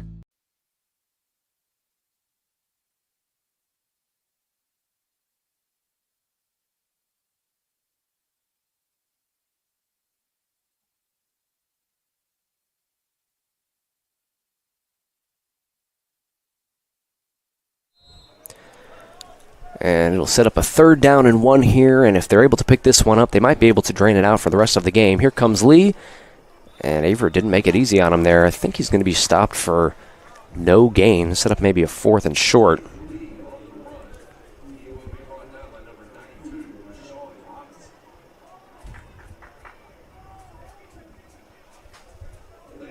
It's going to set up a 4th down and short, and Ferrum obviously wisely will elect to go for it here, and if they're able to pick this one up, they'll officially seal the win here at Daly Field, and they get an offsides penalty. It's going to be a free play. He's throwing it up deep anyways, but they're going to blow the play dead. Ferrum seems to believe it's on Averett. Got multiple flags here. There definitely was an offsides on the defensive line, on the front line there. Yep. Let's get this penalty sorted out here.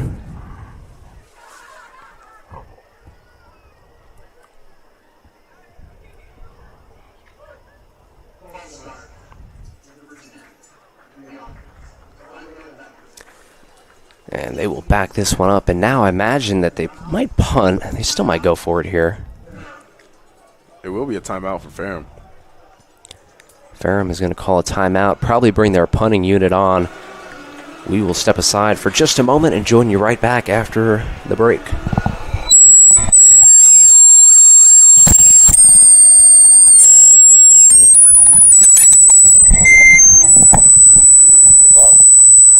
Is inclusive, encompassing, inspiring.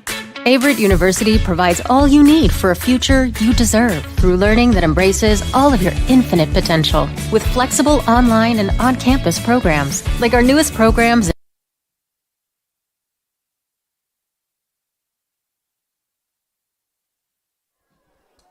And now we'll have the punt here for Ferrum, and it's going to bounce inside of the 5-yard line. And nicely done there from the punter. 1st down and 10 for the Cougars, as they'll have one last chance here to try to get in the end zone for the conclusion of this one. But they got a long road ahead of them trying to get this one in.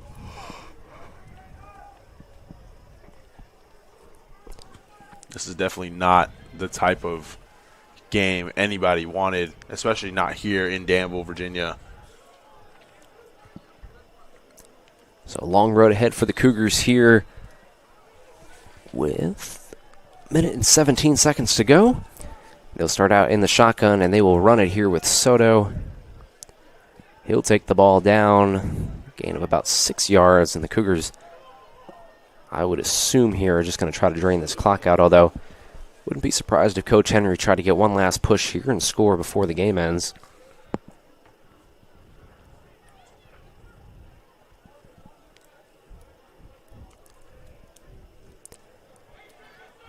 Be a second down and short here. Hoffman in the shotgun. Takes a snap, hands it off, and it'll be a gain of about maybe 1 as the clock now under 40 seconds. Averett can drain the clock out if they want. Ferrum starts to celebrate on their sideline, and they should. They earned this one over Averett. Looks like Averett is going to drain the clock all the way down. Interesting, play clock's not going. And yeah, that is going to do it for this one. Averett is going to fall to Ferrum 36-10 and drop to 2-1. Ferrum is going to get up to 2-1 now and have the tiebreaker over the Cougars. Averett will look to bounce back next week when they hit the road to face Washington and Lee.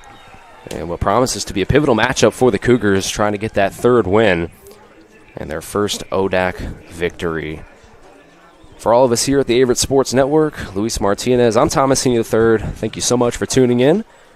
We will see you in a couple of weeks. The Cougars come back home. Thank you so much for watching. So long, friends.